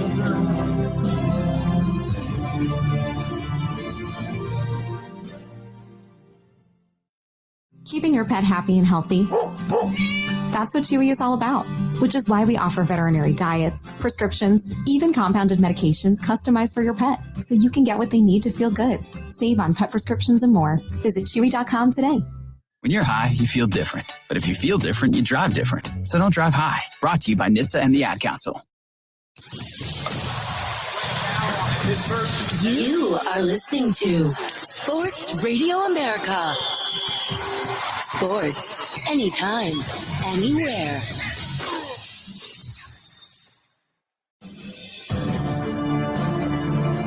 All ticket sales for this game, proceeds went to the Ronald McDonald House Charities of Chicagoland and Northwest Indiana.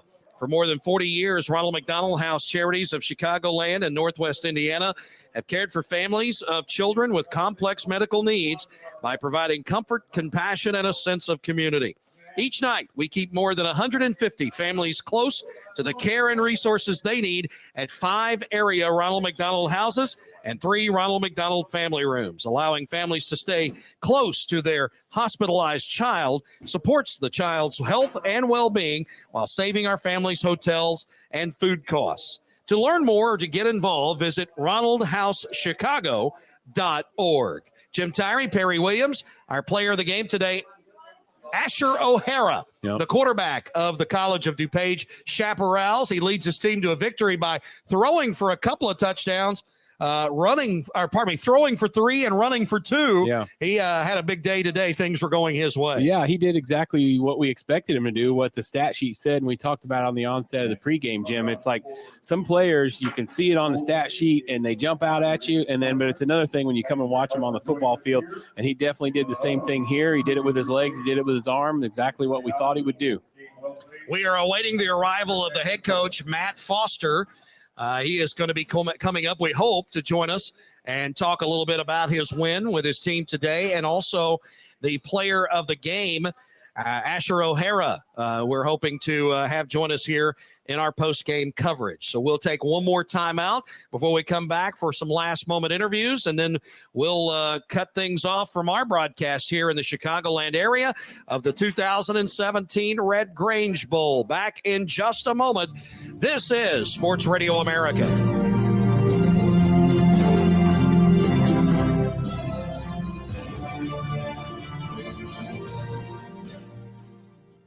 Western Union money transfers are now available at Walmart. When you send money with Western Union, you're sending so much more. You're sending opportunity, love, and support to the people you care about most. Visit your local Walmart today and send money with Western Union to family and friends in over 200 countries and territories around the world.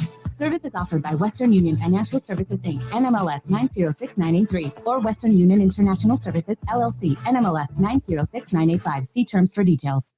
Final score. I'm out of breath from hitting the field. Trying to get the coach. We're still trying to effort him. He's being stopped by everybody and their mother. That's what happens when you win a game. Second one in a row for them here. And both of them were home games. If you call it, if you will, a home for game. the Red Grange Bowl. They play it right here. Of course, Red Grange from being in the area. And Coach Foster is on his way up. He is Matt Foster, the head coach of the Chaparrals, who have won today 35-0 over the Mesabi Range Norsemen in the second Red Grange Bowl ever, the 2017 edition. I think I see Matt Foster He's on making his way. I think they're all on their way to now. us. And we're hoping to get Asher O'Hara as well, the player of the game. But Coach Foster with a lot of well-wishers on the field, having to stop for a moment and say hello and take hugs and congratulations and handshakes. And appreciate you coming by to talk to us. Thank I know it's a big win for your program, and you did it today in convincing, handy fashion, 35-0. Thank you. Talk a little bit about how your game plan. I mean, you guys look like you did what you wanted to do. Yeah. Well, you know what? We really, honestly, in bowl games, you want to try to keep it simple. You don't want to overload the kids. You want to let them play fast and play smart. And that's the best thing we can do is try to keep it simple as far as a game plan. And that's what we try to do on both sides of the ball. O'Hara had a huge game, throwing for 3, running for 2. You could see the talent of this young man on the field today. He is a stud. O'Hara is a stud, and he's got great skills, no doubt. But his greatest strength comes from inside. He's got great athletic skills, but he is just a warrior. He leads our team. Tell me who thought he's standing next to you? Right? Yeah, we got the player of the game in as well, Asher O'Hara. Tell me who taught you how to throw a football. That's what I want to know. Tell me who taught you how to throw a football. My dad. Yeah, your dad taught you originally. Mechanically, you look really good. I was talking to him about how you move your hips and your upper body and lower and how they work together. And just mechanically, I was really impressed when he's throwing the ball in the beginning. I was telling Jim, I said, kid can swing. Yeah, I said, so absolutely. we were pretty impressed Appreciate with that. it. I appreciate that. His lineage is pretty good. Yeah. Have you guys passed that back and forth? Asher's lineage is pretty good. His dad played quarterback in Minnesota, and his brother played quarterback in North Texas and here. So yeah, goodness gracious. Yeah. So He had to learn how to throw a football. He didn't have a choice. He's 2 years old. He can't eat dinner until he throws a perfect spiral. Yeah. That's how it goes. That's fantastic. And he's taking it to another level, which is what he should be doing. Yeah. So opportunistically, talk about that running because it's like from the stat sheet. That's what I loved about this game. And before we go, I'm getting excited about the big stick on the goal line, Jim. The big stick. Tell me about the big I formation. You don't see that a whole lot. Was that something you just threw in for fun? Because the guys were sitting over here next to me. They're like flipping through the papers. You got to realize Perry's an old-fashioned guy when it comes I'm a to purist, football. man. He got so excited when I you saw went the big stick, eye. man. Yeah. When you went big eye and then ran a fake counter and then rolled out of play action out of the big stick, I was just about had a fit up here. Jumped out the I was window. just like, that's the greatest play. It was worth like everything to come up here. So where'd that come from? Talk to us about that a little bit. True credit comes to the offensive coaches, but I got that from Coach Lester, who's the head coach at Western Michigan and who's one of our speakers. Yeah. And philosophically, I just we when you get down there, it's Lombardi. If you can't get a couple yards and you can't get in there, you don't deserve. You don't deserve to get. It was just a beautiful play and a great throw and a catch. And then so talk to me about you young man. Jim, jump in here. But how in the world, like opportunistically, you make great decisions running across the grain. Back. That's not for the faint of heart. Not everybody that wears a quarter. That's exactly right in the chest. One of the things that we talked about, help us out with his name. Earl was his first name. The Earl Dowling. Administrator. Earl Dowling. And we talked about you. What impressed me about you, Coach, talking, and it blows over into your players, is that you coach football, but you teach life, and that winning and all that stuff comes from within. And you guys play with that heart on your. You can see it out there. And talk to us a little bit about that. Where's that come from? My running, a lot of people ask me how I know what I'm doing. And I don't even know what I'm doing sometimes. At least he's honest on top of that. Yeah. Go ahead. It just comes natural, and I feel I just feel whenever there's a guy one-on-one that they're not going to be able to tackle, so I try and get in those situations as much as possible. I think there's a lot of people that may have heard our broadcast today that'll follow an Asher O'Hara now to see what happens to him. So who are you hearing from? I'm talking to UCF, Indiana State, Southern Illinois, Middle Tennessee, and I got a preferred walk-on to Kansas the other day. Oh, wow. That's awesome. Wow. That's And what are you looking for at the next level? What kind of school are you looking for? Is there a particular academic area you're looking at? I'm undecided currently, and I'm trying to figure that out in my life. But right now, I'm just trying to get to a place that I could call home and feel great about and know that I'll get a great education out of it. And I just got to feel like it's the right fit for me. What's this guy meant to you, this head coach standing right there? I knew him a couple years back when my brother played, and I've heard nothing but great things about him. So coming here, we're best friends already. He loves me, I love him, and we just have a great connection. Well, that's coach to player. When we said Very that, important. I met him for the first time and spent 30 seconds with him. I came back and I said, I love him. He's a purist. You can tell. He wanted to suit up for you. I did. I was all ready to play and all inspired because of the way that you are with the kids, and you can tell they mean a lot to you, coach, and you mean a lot to them. And I used to always say you can't coach a young man unless you know how he feels, and you can't coach him. You can coach him better if you feel a certain way about him, and you can't fake that. And players know that. No, young man know that. Yeah. If your coach really is kind of BSing you, so to speak, you can tell that. And he's not that kind of guy. You can tell it by meeting him in 2 seconds. So that's pretty impressive. But I'm impressed with. Did you have a favorite play today? Was there a play that you're like, man, that was a great play. That was my favorite play. Did you have one stick out at you? When we threw a screen pass, I saw my lineman running full speed, and that was just so funny to me. So you liked watching the bigs from behind. I love the bigs from behind. Well, we talked about the This downfield. kid's right in your house. I'm telling you, this is the greatest trip in the world. And we were talking about a couple of times your wide receivers downfield blocking. I don't know. Get coach to Go ahead. comment on that. It looks like you. And we don't see that a lot. We've seen a lot of football, but it seems to be a lost art of wide receivers blocking for guys trying to get the edge. That's, it's just fundamentals. And going to your comment about purist, being a purist, Barry. I mean, Yeah. the game of football is very simple. It's blocking and tackling. Yeah. And we really emphasize that a lot. And really part of that is a lot of times receivers just want to catch the ball. Yeah. But our guys are selling out for their teammates. Yeah. They'll get their chances, they'll get their touches, but they also know that they've got to sell out when it's somebody else's turn. And that's the biggest thing of the kids. And I will say this a million times over. Great kids overcome coaching. Yeah. That's what you saw today. Well, you're a humble coach, but you're darn good at what you do as well. You're a humble guy, but you're darn good. And what strikes me about you, too, I think it's interesting. You asking him about a great play, and he brings humor in. In other words, it's still a game. And y'all had fun playing it. And, oh, by the way, you just happened to win quite a few games this year doing what you do. And I think that's just the greatest thing about the trip for me, Jim. In summary, it's just been great meeting you guys and hanging out with you guys. And it's been good to be here. And what a great football game you guys put on. You had a great performance. And, Coach, great job with your young men and teaching them the right things. And he could add to his resume, Red Grange Bowl champion. Yeah, man. Talk a little bit about that, the icon, Red Grange, and having that attached to this. My dad taught me about Red Grange a few years back. I didn't know about him much in my early life, but going here and when I saw the Red Grange Bowl on that billboard for a while now, and I just knew that was our goal. And all these sophomores put in so much effort just to win this, and now they're so happy down there. And that's all. I'm just happy we got to celebrate Red Grange and get the W for my sophomores. Yeah, and you got another year. You get to do this again. Try to have this for a goal in 2018. Yeah. Absolutely. That's correct. I'll have you hand it back to your coach for one last comment. Coach, we've talked about how this is community involvement, how and I've read about the Ronald McDonald Charities and how the proceeds of the ticket sales went to them. And we talked to Mike Vertucci of the National Guard, and we talked to General Lair and had everybody come up and talk to us.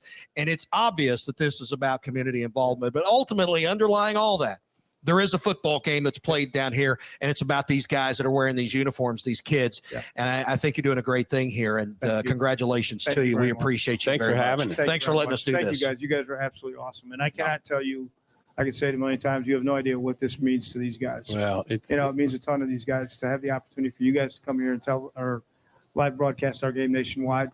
It's huge for these kids. Yeah, absolutely. It's huge. Yeah. So, from the bottom of everybody's heart, thank you. Thank you, guys. Congratulations. Congratulations to both of you. Go lift that old leather helmet down there, would you? Appreciate it, buddy.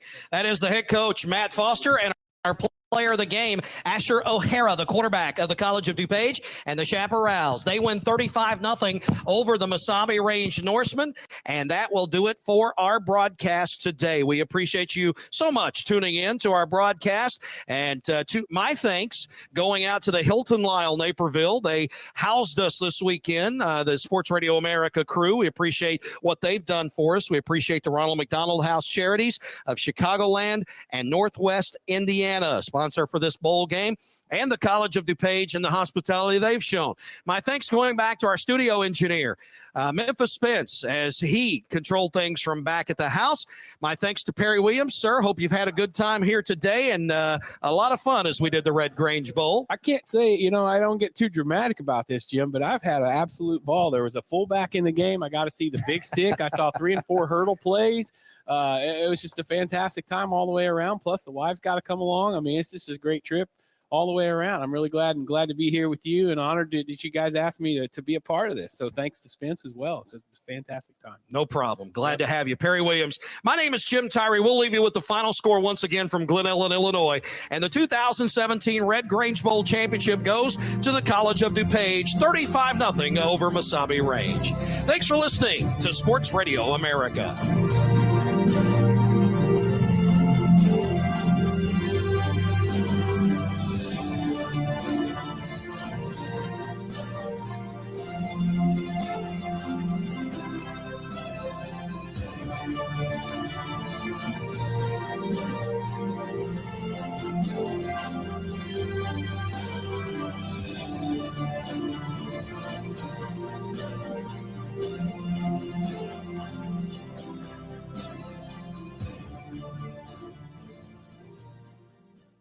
Firefighters do the incredible. They help save lives.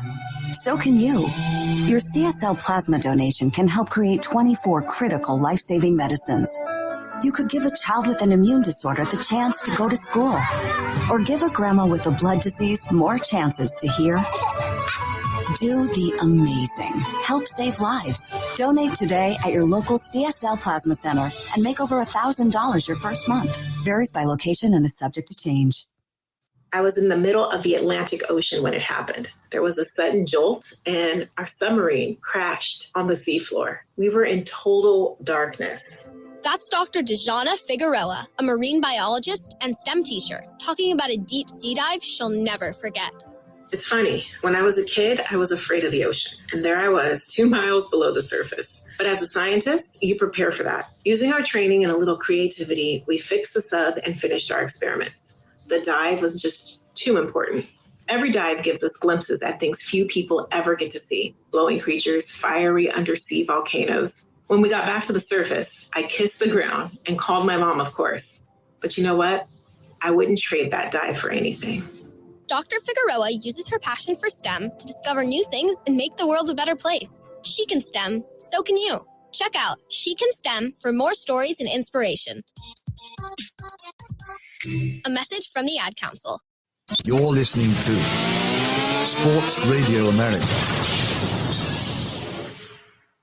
In the following broadcast do not necessarily reflect the views and opinions of Sports Radio America, its principal, or affiliates. I think we've gotten kind of a backwards look at what leadership is. One of the most admired and beloved figures in professional sports, Tony Dungy's name is synonymous with character, integrity, and leadership. We tend to think the leader is the person with the most dynamic personality. It's the person who's out front. It's the person who's pushing, who is demanding of everyone, who has all the information, all the knowledge. They're the boss. And because they're the boss, they're the leader. And really, I don't think that's the best way to do it. A former professional football player, Tony Dungy coached the Indianapolis Colts for 7 years, becoming the first African-American head coach to win the Super Bowl. He's written 2 New York Times best-selling books, Quiet Strength and Uncommon, and is an Emmy Award-nominated analyst for NBC's Football Night in America. Now, Tony Dungy has written his 3rd and most anticipated book, The Mentor Leader, Secrets to Building People and Teams That Win Consistently. Well, when I was coaching in the NFL, I always looked for guys who were going to be good teammates, guys who were going to be dependable, guys who it was important to do the right thing. Talent is certainly a part of what you bring to the table, but talent is only a small part of it. In The Mentor Leader, Tony shares his unique leadership philosophy, and reveals what propelled him to the top of his profession. He shows how anyone can apply the same approach to virtually any area of their life. You don't have to be put into the position of a leader. You don't have to be elected. You don't have to be promoted. That can be 13-year-old helping a 9-year-old. That can be the boss helping an employee. That can be fellow assistant coaches helping each other. It can be any number of ways, and it doesn't have to be pigeonholed into this person is the leader, this person is the follower. Join us as we talk with Tony Dungy and learn the 7 keys of mentoring leadership and why they're so effective. Tony will also tell us why mentor leadership brings out the best in people, how a mentor leader recovers from mistakes and handles team discipline, and the secret to getting people to follow you and do their best for you. You know, it's easier than people would think, and it can be done in any capacity. Coming up, the Mentor Leader Radio Special, presented by Tyndale House Publishers, featuring Wayne Shepherd and our special guest, Tony Dungy. Hi, everybody. We're in Tampa, Florida, where Tony Dungy makes his home. And, Coach, thanks for being with us today. Well, thank you, Wayne. I'm excited about this. As we have this conversation, you've just been nominated for your first Emmy in television as a rookie analyst for NBC. It is hard to believe. I'll tell you, I can think back to our first rehearsal last year, not knowing anything, not knowing where the cameras were, what we're supposed to do, anything, feeling totally inept. And just like a rookie, but having some great teammates, Dan Patrick and Keith Olbermann, Bob Costas, those guys who really knew what they were doing. And our director, Sam Flood, just really, hey, stop, slow down. This was good. Here's what we can build on. Here's, what we've got to do in this situation. And having those guys work with you and help become a team. It was really special, and Emmy nomination that was just really hard to believe. This new book, this excellent new book, and I just finished reading it, by the way, and it deeply impacted me, but it comes to you after a lifetime of spending life so far in athletics. But when did you first realize that athletics had the potential to teach lessons off the field as well? For me, it probably came in college as I was really looking to figure out what I was going to do, investigating other classes that I was taking summer jobs, and realizing that a lot of lessons I learned on the football field, on the basketball court, really applied to life in the business world, to life on campus, and being a good teammate, having goals that were individual goals, but putting those underneath the benefit, the good of the team. That's what you have to do in life. And I know I refer to my parents a lot when I'm talking to people. I refer a ton to coaches that I've had because they taught me those life lessons all the way through. I want to get to some of those stories, Tony, but what is a mentor leader, and who are you aiming this message at? I'm really aiming this message at all of us, at society. I think we've gotten kind of a backwards look at what leadership is. We tend to think the leader is the person with the most dynamic personality. It's the person who's out front. It's the person who's pushing, who is demanding of everyone, who has all the information, all the knowledge. They're the boss. And because they're the boss, they're the leader. And really, I don't think that's the best way to do it. I think the mentor leader is the person who is really trying to help his troops to help people get to their goals. If you just look at it, that people that I run across, if I can add some value to their life, if I can help them do things a little bit better, I want to do that. And so that can be a 13-year-old helping a 9-year-old. That can be the boss helping an employee. That can be fellow assistant coaches helping each other. It can be any number of ways, and it doesn't have to be pigeonholed into this person is the leader, this person is the follower. You and Lauren have how many children? We have 7 children, and they range from 25 years old to 7 months. Boy, that's got to be a challenge, huh? It's quite a spread, but it is different challenges as they get in their teen years, as they get into adulthood, trying to find their direction. Different questions, obviously, than 7, 8, 9-year-olds. But the fact that you're there, and to me, that's where mentor leadership starts, really trying to lead your children and help them grow and to be the best people they can be. So you've been a player, you've been on a coaching staff, and you've been the head coach in the NFL. You've learned all along the way that you were a mentor leader in all those positions? I had the opportunity to be. I was a player and played quarterback in college. And so as a quarterback, you're kind of naturally put in the leadership position. But when I got to the Steelers, I developed my own leadership style. And you realize that I had the benefit of playing for Chuck Noll, who really tried to foster that in all of us, to be the leader in some capacity. Don't just look to him to have all the answers, but we had to be able to solve some problems ourselves. Then on the assistant coaching staff, realizing that you had a certain group of players that you were responsible for, and you wanted to help them be the best that they could be. Then becoming the head coach, the whole team comes under your umbrella, not just the players, but many times the staff. They're all under your guidance, and it seems like a big responsibility. But I learned early, that started for me when I was still playing, that I didn't have to wait until I became the head coach to say, oh, okay, now I'm the leader. You tell a story in your book of coming to the Steelers as this young, 20-something, 25 years old, maybe? Well, I was 21 when I came as a player, and then 25 when I went on the coaching staff. And you went to him and said, what's my job? Yes. We've got tremendous players. We're kind of in the midst of a 4 Super Bowl run, and I'm very young, younger than most of the players I'm coaching. And I said, Coach, you hired me. What is it that you want me to do? What is my job description? And he told me something very simple that had a big impact on me. He said, your job as a coach is to help our players play better. And if you can get them to play up to their potential, you're doing your job. Very simple, very simple. And for each individual guy, that could be a little bit different. I realize how important that statement was to you, just make those players better. But did you realize it at the time? I mean, this whole book is about making people's lives better. I probably didn't realize it at the time, and it grew. And it coincided with something that my dad told me when I went into coaching. My dad was a college professor and taught school his whole life. And he told me that, the teacher's job was to help every student earn an A. And the teacher's job wasn't to make the test hard. It wasn't to fool you. It was to get information to you so you could earn an A. And he was saying the same thing that Coach Noll was saying in a different way. And I kind of learned that was really what life was all about. And leading, whether it's in coaching, whether it's in teaching, whether it's leading a business, is you've got people that are following you and you're trying to help them be their best. I like what you say in your book about turning the organizational chart upside down. It's usually this perfect pyramid with the point at the top. You'd like to see it inverted. It really is. When you look at most organizational charts, the CEO is on top, the president, the leader, and everybody who reports to him. And it shows a lot of people reporting, and it kind of makes you feel like everything depends on that guy at the top. And I don't think that's the way it should be. It should be, the important people are the people that you're leading, that mentor leader really at the bottom, kind of lifting, helping, elevating the rest of the group, and realizing that the important people are the people who are getting the information, who are doing the work, who are really should be at the top.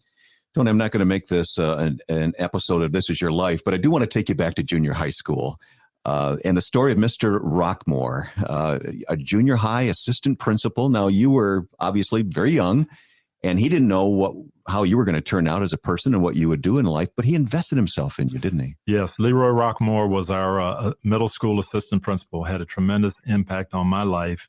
I came up, through elementary school, and really the only time you saw the principal is if you got sent to his office and did something bad. So Which I hope didn't happen to you. Not a whole lot, but you associate that principal, assistant principal with discipline, and they're kind of the leader, but they're in a tower. Well, I got to middle school, and we knew Mr. Rockmore was the assistant principal, but all of a sudden he's sitting with us in the lunchroom, and we've got kind of big eyes, and why is he here? Who's he looking for? What information? Did somebody do something wrong?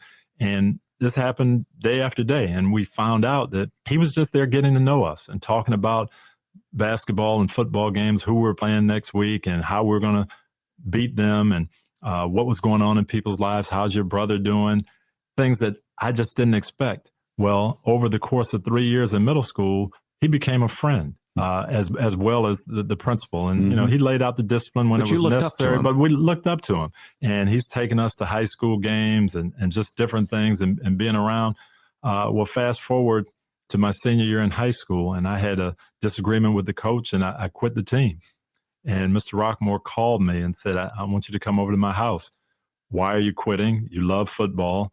It's been important to you. You're passionate about it. I said, hey, I disagree with the coach on this one issue.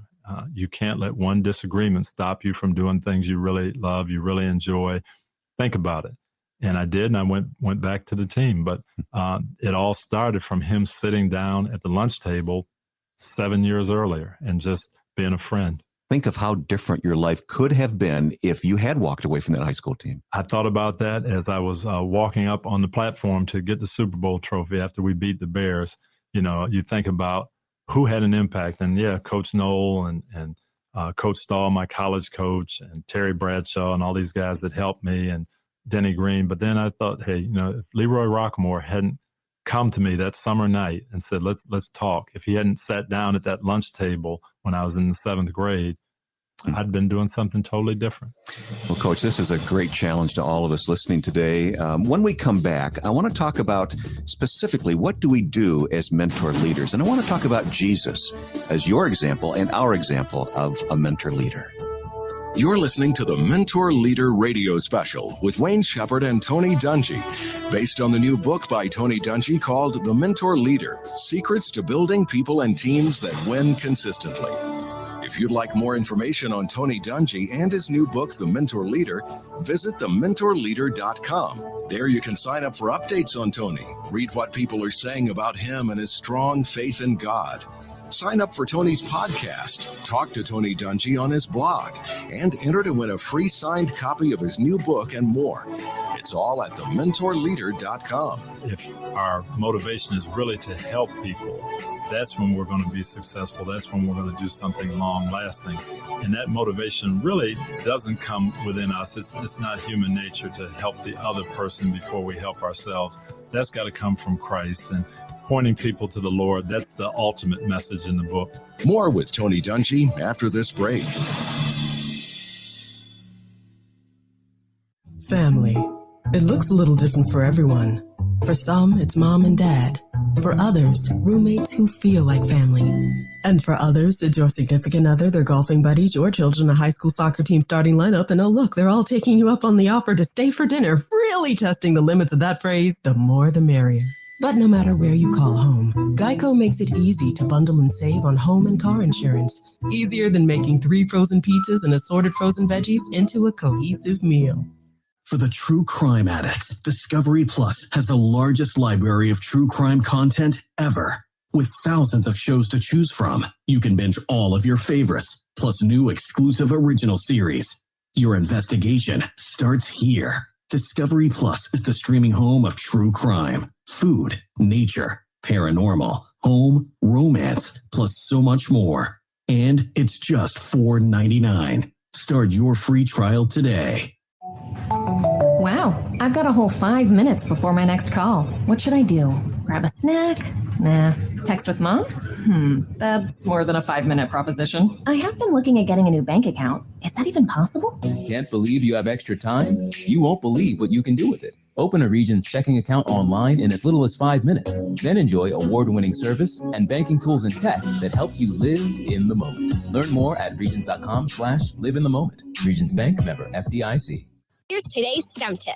Don't throw out that old plastic bottle. Repurpose it by turning it into an awesome terrarium. Just fill it with sand, pebbles, soil, and your favorite plant. It'll grow sealed right in its own ecosystem. Learn more at She Can STEM. A message from the Ad Council. You are listening to Sports Radio America.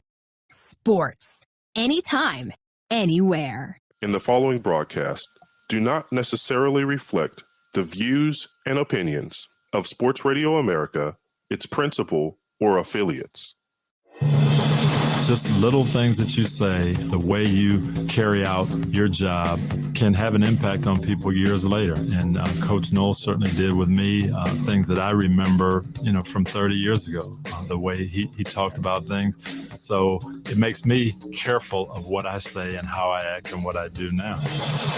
Welcome back to the Mentor Leader Radio Special, based on the new book by Tony Dungy titled The Mentor Leader: Secrets to Building People and Teams That Win Consistently.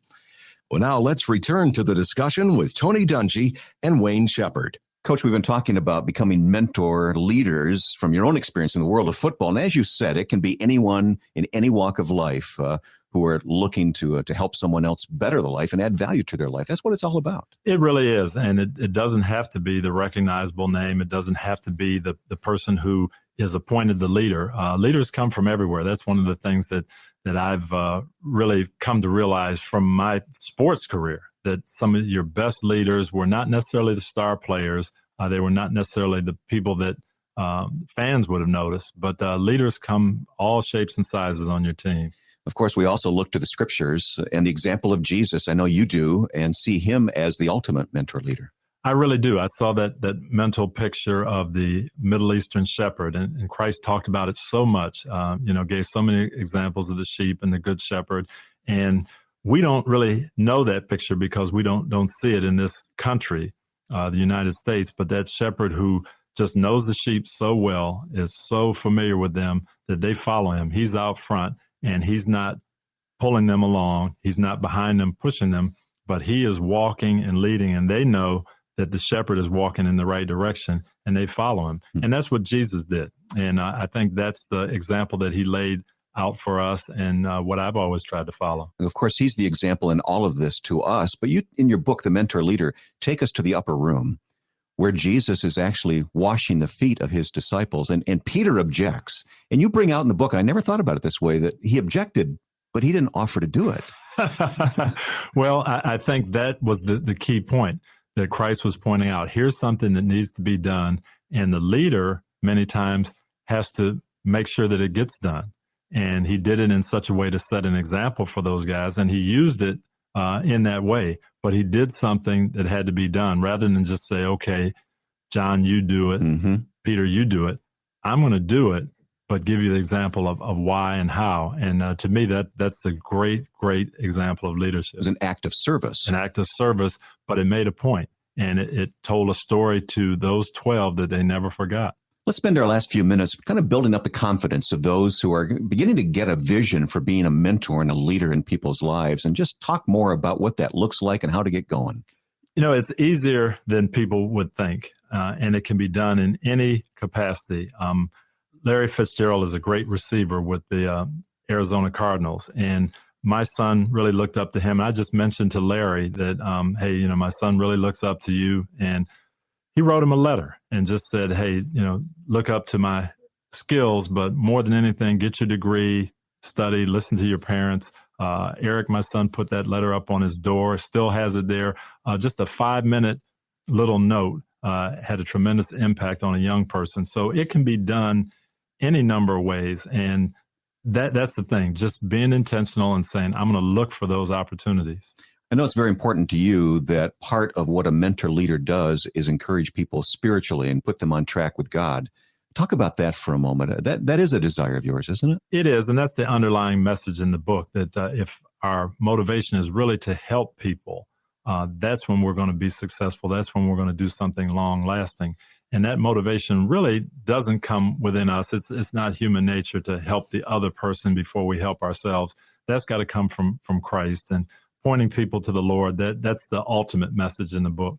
So mentor leaders need to step up and accept that challenge to become that kind of person in someone else's life, to make their life better, to add value, as you say. And as a result, we get not accolades, but we do get significance, don't we? You do get significance from that, and that's the difference. You may not get the material blessings, may not get the promotions, may not get the notoriety, but you'll get the significance. You'll get the good feeling that comes from knowing, I helped someone in a situation make their life a little bit better. I helped someone focus on their goal a little bit better. I helped equip someone to do their job a little bit better.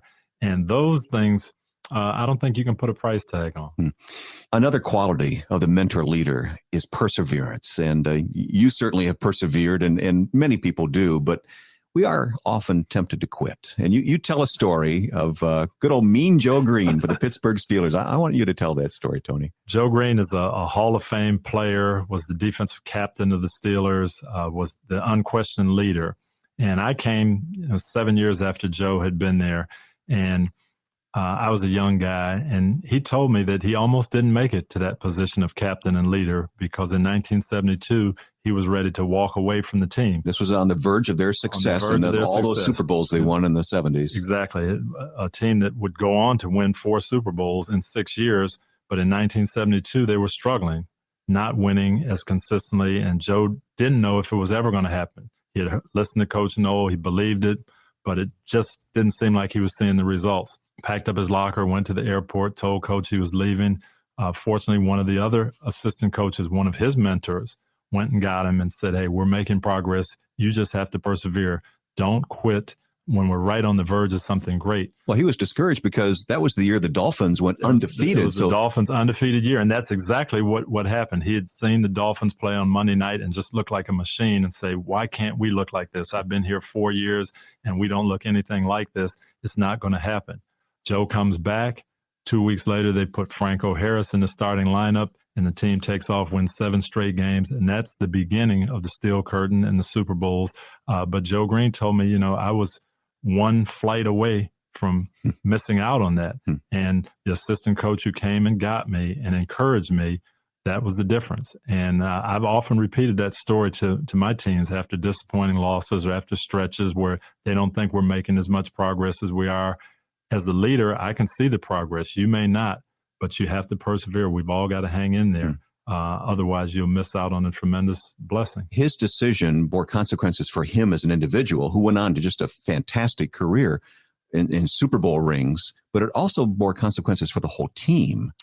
It did. And we need to think about the team that we are, whether the team is a football team or a volunteer team at church. We need to be thinking about that. We do. And Joe Green was Coach Noel's first draft pick ever. He was the guy that was going to be the cornerstone of the team. What would have happened to those Steelers teams if that first pick had left and given up?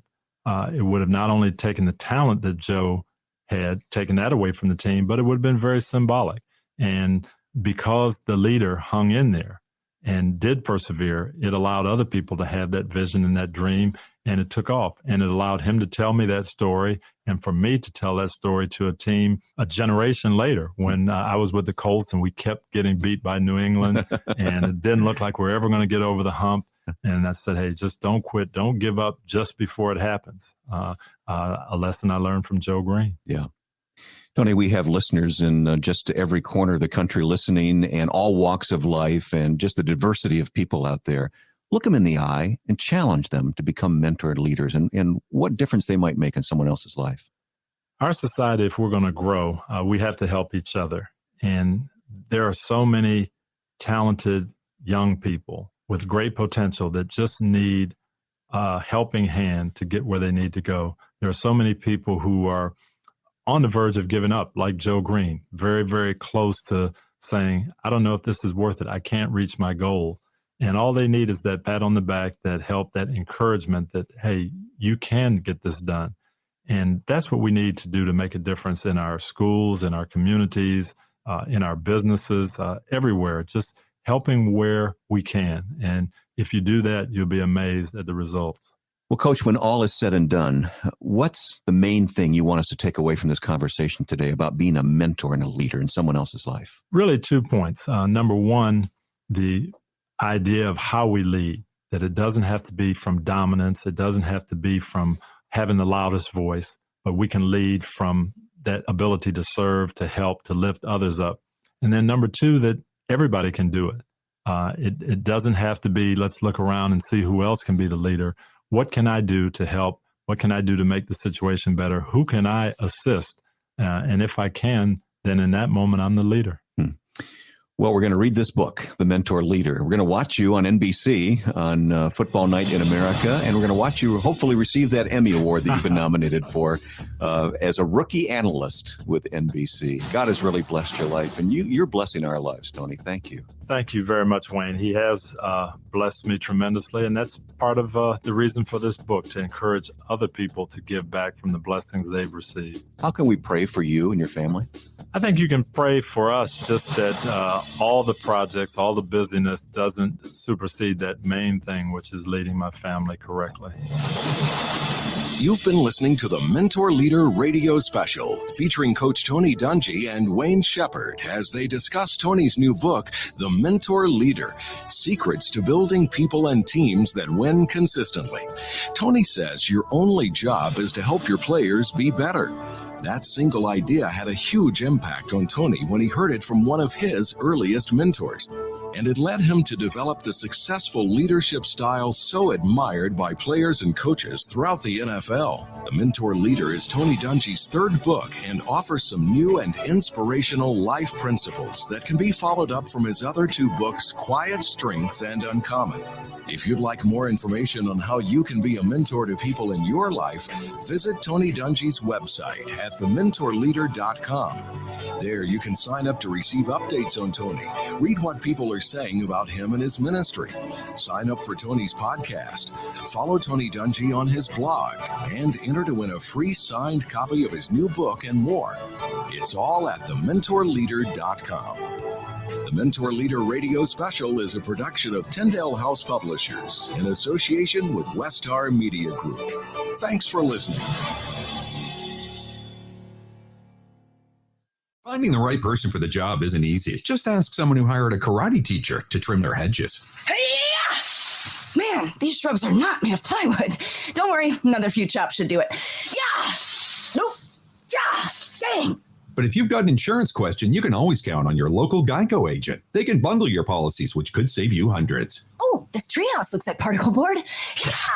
There we go. Starting to doubt myself. For expert help with all your insurance needs, visit geico.com/local today.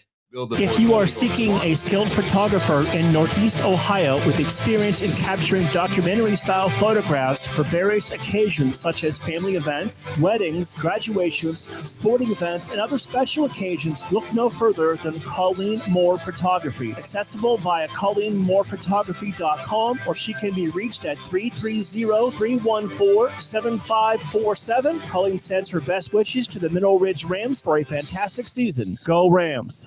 SNK, painting your house today. SNK, painting your house. SNK Painting provides exceptional painting and refinishing services to the Mahoning Valley and surrounding communities by being an industry leader in our field, focusing on customer service and delivering extraordinary results. We offer interior and exterior painting, and we specialize in cabinet refinishing with affordable cabinet solutions. Call SNK Painting for your free estimate at 330-505-1910. SNK, painting your house today. Golf in the Mahoning Valley starts at Mill Creek Golf Course. Come out to the 36 beautiful hole design course by Donald Ross, and golf lessons are available by calling the team shop at 330-740-7112. Don't forget about family fun nights on Friday and Saturday evenings, a family of 4 with cart for only $25. Or visit the Wick Recreation Area and the Lighted Par 3 course. Book your tee time today at 330-740-7112 or online at millcreekmetroparks.org.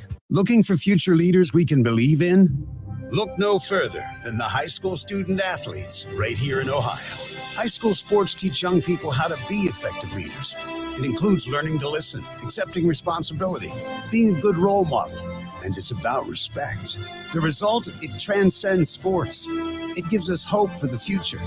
This message presented by the Ohio High School Athletic Association and the Ohio Interscholastic Athletic Administrators Association.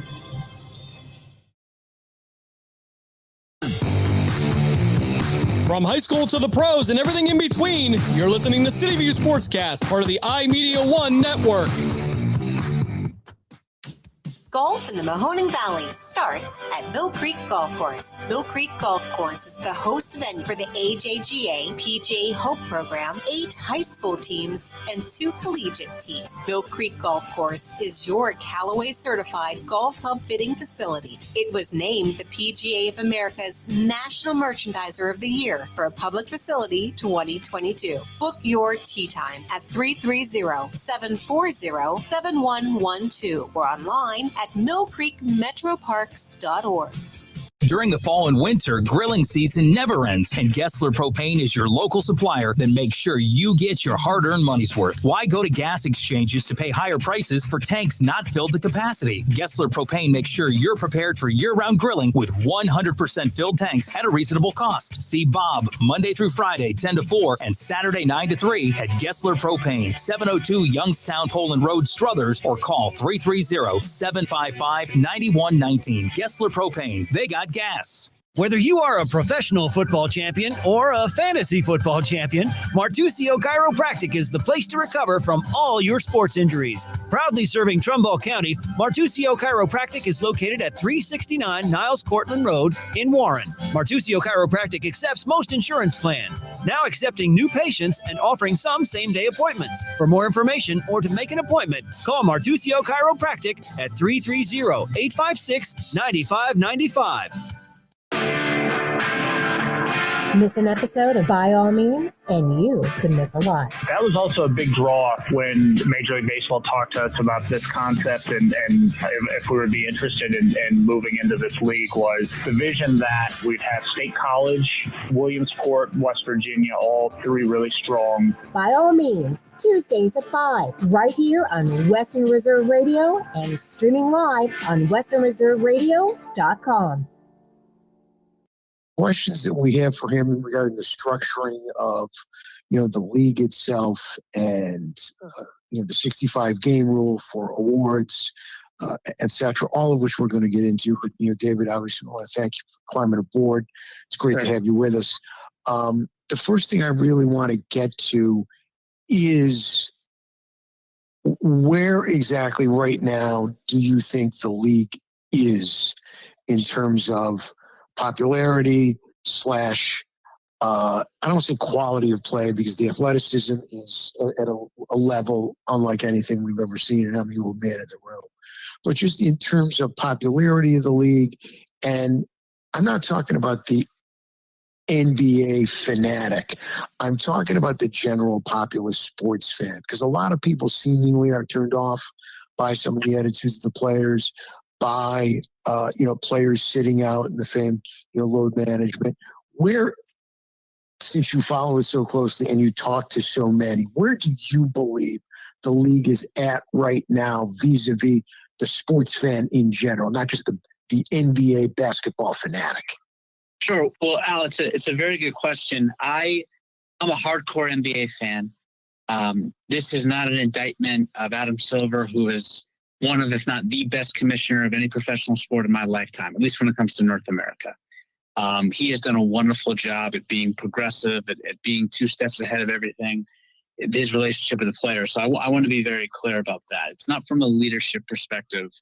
It's from a player perspective. I do a show at least once a week on CBS Sports Radio, oftentimes 2 or 3 times a week. And I can tell you unequivocally that the majority of calls that I still take in the month of February going on March at this point is 90% football.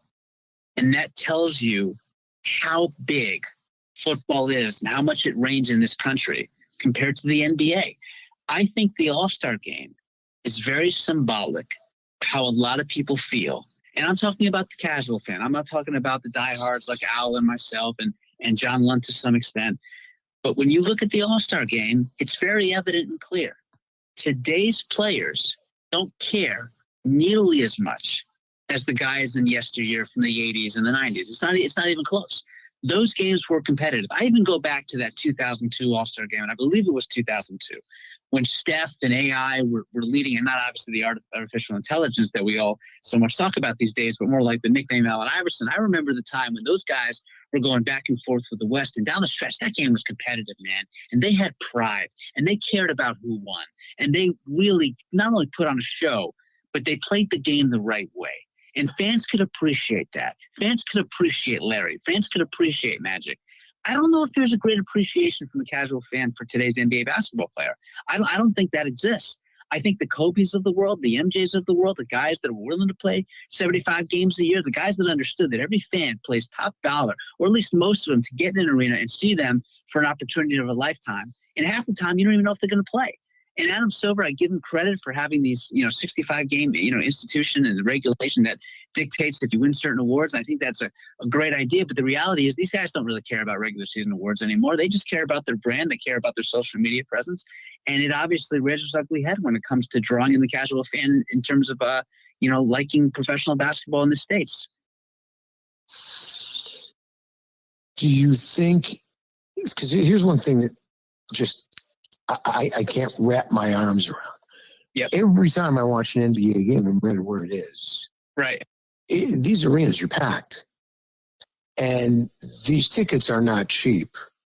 So is it just the fact that, the casual NBA fan makes up such a tiny portion of the fan base, and we're talking about arenas that hold 18, 20, 22,000 versus NFL stadiums that hold, 65, to 100, depending on where you are, if you're going to Dallas.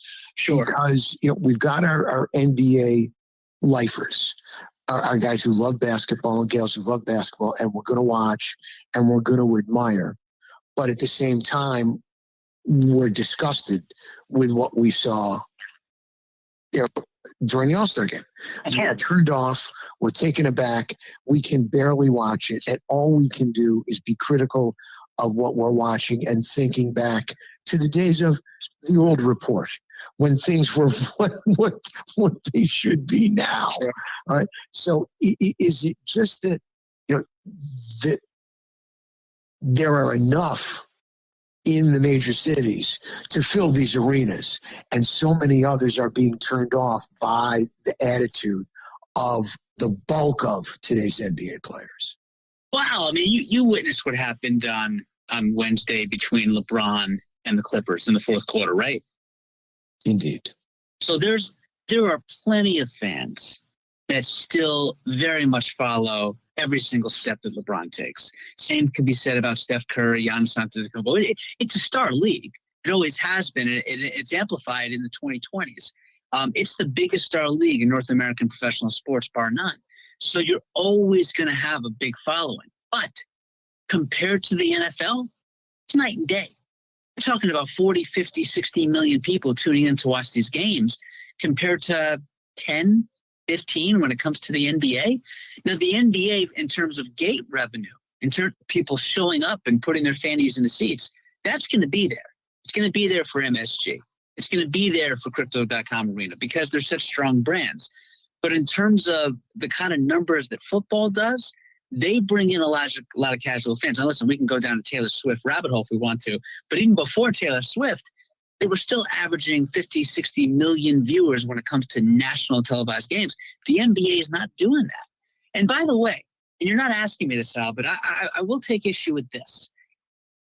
The analysts who cover this game, and I'm speaking of guys like Charles Barkley and Shaq, I don't think it helps that this is the only sport where the analysts clown on the star athletes of their respective sport today. They don't do that in the NFL. You don't see Boomer Esiason doing that. You know what I mean? You don't see, now I know J.J. Watt's relatively new to the game. You don't see him doing that, right? You don't see Chris Collinsworth doing that. Every TNT broadcast I tune into, Shaq and Charles got some flack to say about some NBA star. And I don't think that helps the sport. I don't think that does the NBA casual fan any favors. I don't disagree with you, but I think the problem there is that, again, the way the game has changed versus the way the players' attitudes have changed. In the NFL, guys don't sit out. In the NFL, guys are warriors. They were then, they are now. The game has changed because a lot of the rules have changed to protect the players. And you will hear some of the players criticize that, the former players, and that they don't like some of that the game is getting soft, that, too much protection of the quarterback. Where is the guy supposed to tackle somebody? That's not an attack on the players. That's an attack on the rules. These guys are still going out there, and they are deemed by their cohorts, by the guys who used to play the game, as modern-day warriors, just like they were, because they know what they're putting out there physically and what they're risking. Whereas the Barkleys and the Shaqs and the Kenny Smiths and others see guys playing 55 games when those guys were out there playing every game they could. and to try and win every game and to be honored to go to the All-Star game and play hard in the All-Star game and want to win. So I think, David, in terms of what you're talking about with Shaq and what you're talking about with Sir Charles is more of their, I don't want to say antagonism, but more of their negative attitude towards the way the guys are not playing the game today and not competing or caring about the All-Star game when they took so much pride in it versus the NFL. The guys that are giving us the analysis, the guys doing the pre and post, the former players that you just talked about, they're not antagonizing in any way, shape, or form their modern day players, their modern day warriors, because they see them playing the same game that they played in terms of putting their literally life on the line when they go out there. They'll be critical of the rules and the changes in the game and how the game may have gotten, I don't want to use the term softer because the NFL is a war zone, but in terms of the rules protecting the players more, a lot of former players and even a lot of current players don't like a lot of the changes. They think that they've taken away too much of their physicality in the game. And that's what you may see the NFL pre and post game guys and former players criticizing, but they're not criticizing the players because they see them playing with the same approach that they played, maybe within a different set of rules, but the same approach, the same attitude, the same dedication, the same effort, the same risk. Whereas Shaq and Charles and Kenny and their brethren are watching guys take nights off, and they're not playing back-to-backs, and they have no desire to play in the All-Star game, or if they do have desire to go, they show that they have no desire to play and compete. And I think you're right, but I can't blame them because I think the same thing. I think it's repulsive. The All-Star game is broken. It is a disgrace. And, I'm very curious to see if you have any suggestions, you, John, on how can it be fixed? Or is the All-Star game broken beyond repair? Is it going to go the way of the Pro Bowl for, I guess, for similar reasons, the risk of getting hurt, but far less of a probability of getting hurt? Sure. I mean, Lon, obviously I'd love to hear what you have to say about this. I think to answer your question now, I think it's long gone. I don't think it's ever going to get back to what it used to be. The reality is, and correct me if I'm wrong, but I'm pretty sure that Larry Bird spoke to the All-Star teams beforehand, as did Dr. J, about the value of competition in this particular format, correct? One in one ear and out the other. Right. Now, you have two of the ultimate ambassadors for the sport. And I don't care if you're born, in 2001, 2002. I know guys like, Ben Carroll, like there's some of the younger guys. Obviously, LeBron knows who Dr. J and Larry Bird are. I'm sure the younger guys, Tyrese Halliburton plays in Indiana, so he better know who Larry Bird is. But I'm sure the younger guys know who Dr. J is. I'm sure they know who Larry Bird is and the type of players they were and the type of attitudes they had on the court at all times.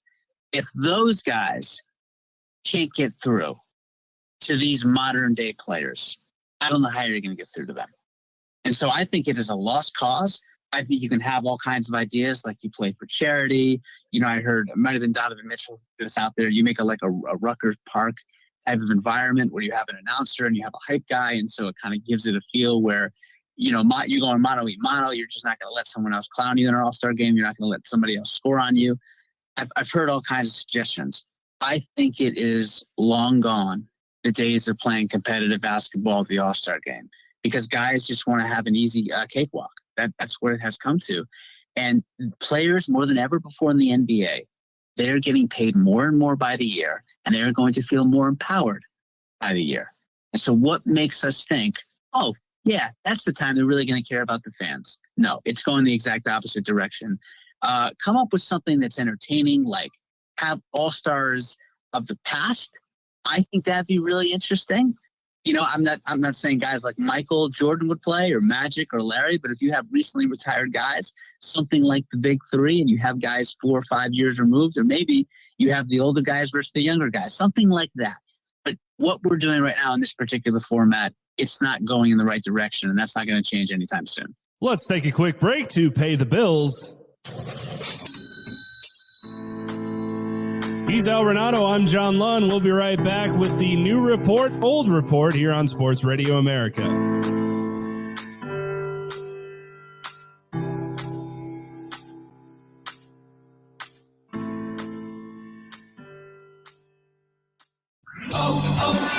O'Reilly. When you need auto parts, O'ReillyAuto.com is just a few clicks away. We offer convenient options for you to get your parts quickly. Order online and pick up for free at your local O'Reilly Auto Parts store. We'll even bring it out curbside. Or you can have your parts delivered right to your door with free shipping on most orders over $35. Visit O'ReillyAuto.com.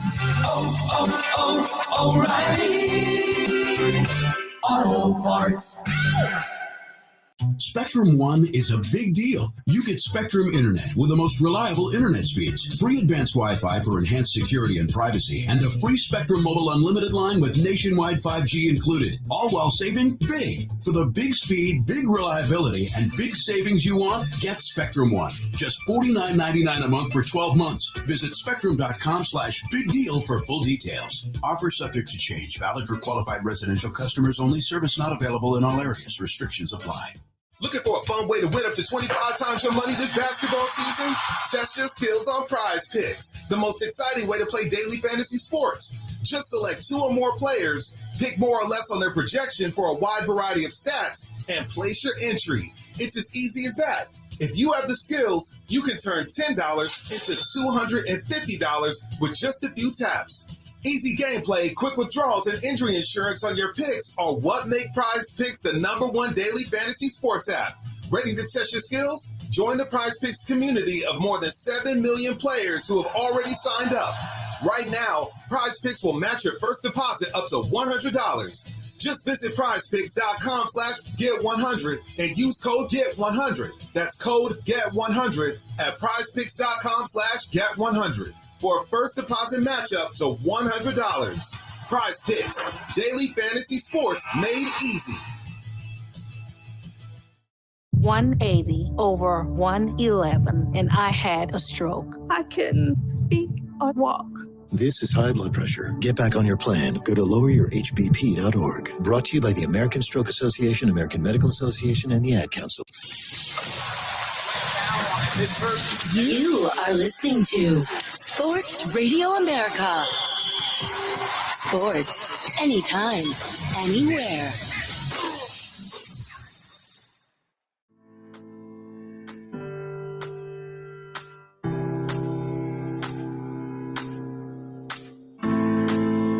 We welcome you back. I'm John Lunn. He's Al Renato, and this is the new report, old report. Doesn't help either when 2 of your best players in Luka Doncic and Nikola Jokic have been vocally saying, we're not really too interested in this All-Star game. Anthony Edwards talking about shooting left-handed because he doesn't care what's going on as another rising star in the league. When you've got guys vocally saying before, during, and after the game that they don't care about it, that's not going to help the product. And I know maybe throwing money is going to be the answer, as it often is with everything in this world. But it almost seems like when you hear like Victor Wembanyama come out and say like he wants to win, he's competitive, he wants to do things like that. It's like maybe it's a hopeful viewpoint that he might want to carry the torch of competitiveness. And once he's in the league a couple more years, guys will rally around him like Paolo Banchero, et cetera, where they'll want to be competitive in that game. But where it currently is now, like since the Elam rule is gone and we had that exciting defense, like after Kobe passed away, everybody wanted to ball out for at least that game and that excitement. That seems like it was 20 years ago at this point. It's just too bad that that product for that night, when all of the pomp and circumstances around your sport, the highlight of everything was Steph Curry and Sabrina going after it for their three-point shooting contest. And as it should be, those are two great stars, and that was a thrilling event to see them go after it. But that's not what the NBA was looking for as their main event. The main event was the All-Star game, and unfortunately it fell flat. When you're looking around the NBA, Shep, the people that have kind of put football, at least somewhat on the back burner, although the NFL Combine is out and people are watching guys in underwear run up and down a 40-yard dash, don't get us wrong, they're excited for the draft too.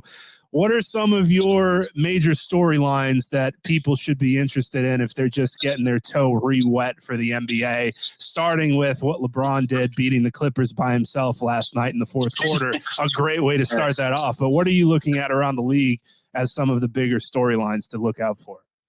Oh, there's so many right now. Can the Nuggets go back to back? And I know Jamal Murray's not an official all-star, but that's an all-star in my eyes. I think all three of us feel the same way. Can the Nuggets go back to back?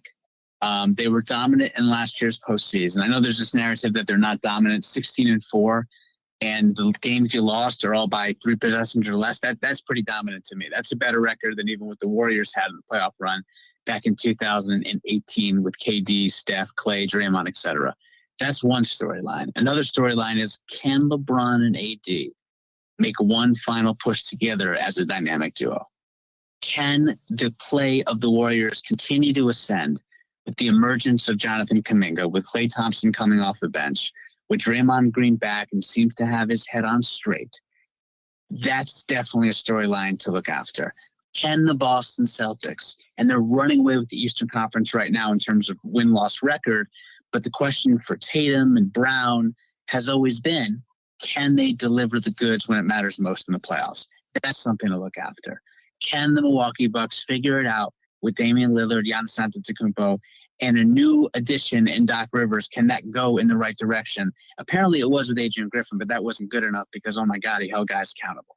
Now, those are fascinating storylines to look after. I'd say from an individual perspective, can an American win a regular season MVP award? Because it hasn't happened in a long time. I think it's a wonderful thing, by the way, that the international game has essentially taken over the NBA. But can an American, for once, win a regular season MVP in recent times? It hasn't happened. So that's an individual thing that I'm looking forward to. And then the question that I think is appropriate, because we're talking about the twilight years of LeBron, to some degree Steph and KD. Who's going to be the next guy? Is it Jokic? Is it Giannis? Is it Joel? The one other thing I want to focus on is how great can Victor Wembanyama be? He's already one of 8 guys in NBA history to average 20 points, 10 rebounds, and 3 blocks per game in his rookie season. Now, the other guys that did it, they're all first ballot Hall of Fame big men, and they played at least 3 years of college. We know Victor came into the NBA as a teenager. How great can this guy be? And will his 7'4" frame and counting be able to hold up and withstand the regular season 82-game schedule? I'm fascinated to see all those things. I think you've got to answer the second question before you can answer the first question. Because his second question is simply, we don't know. Yeah. And not just the frame, the big guys in general. We see so often, especially the injuries to the quite frankly, the foot injuries. Yep. Rick Smits, his entire career. Yao Ming, his entire career. The unicorn in Boston. Constant maladies. When the guys are that tall, they seem to have real issues with their legs and most notably their feet. And I don't know if he's going to be able to hold up. Why was Kareem different? Kareem was 7'2". So we're only talking a matter of inches. The guy played for 20 years, and he played 3 years at UCLA. And I believe it was 4, including his freshman year, when you couldn't play varsity at that particular time in college. How does his body? And the freshman team beat the reigning national champs. Right. Mauled Right. them. That's where I'm not surprised. And of course, at the time, Lou Alcindor. But Al, how do you explain Kareem, who had such durability for 20 years, at 7'2"? That's how you're the greatest big man of all time. That's how you explain it. Right. That's how you explain Wilt. All right. And him playing 48 minutes a night. That's part of being in that select group that we argue, fight, discuss all the time in terms of who's the greatest of all time, who are the top 5 of all time, what's your top 10, because these are guys we are separating with a piece of the thinnest paper on the face of the earth. Right. There is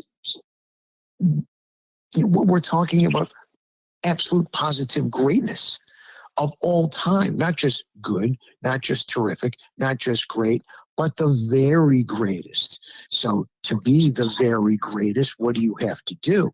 You know, you have to be available. You have to be durable. You have to be able to go out every night and play and produce. And people forget. And again,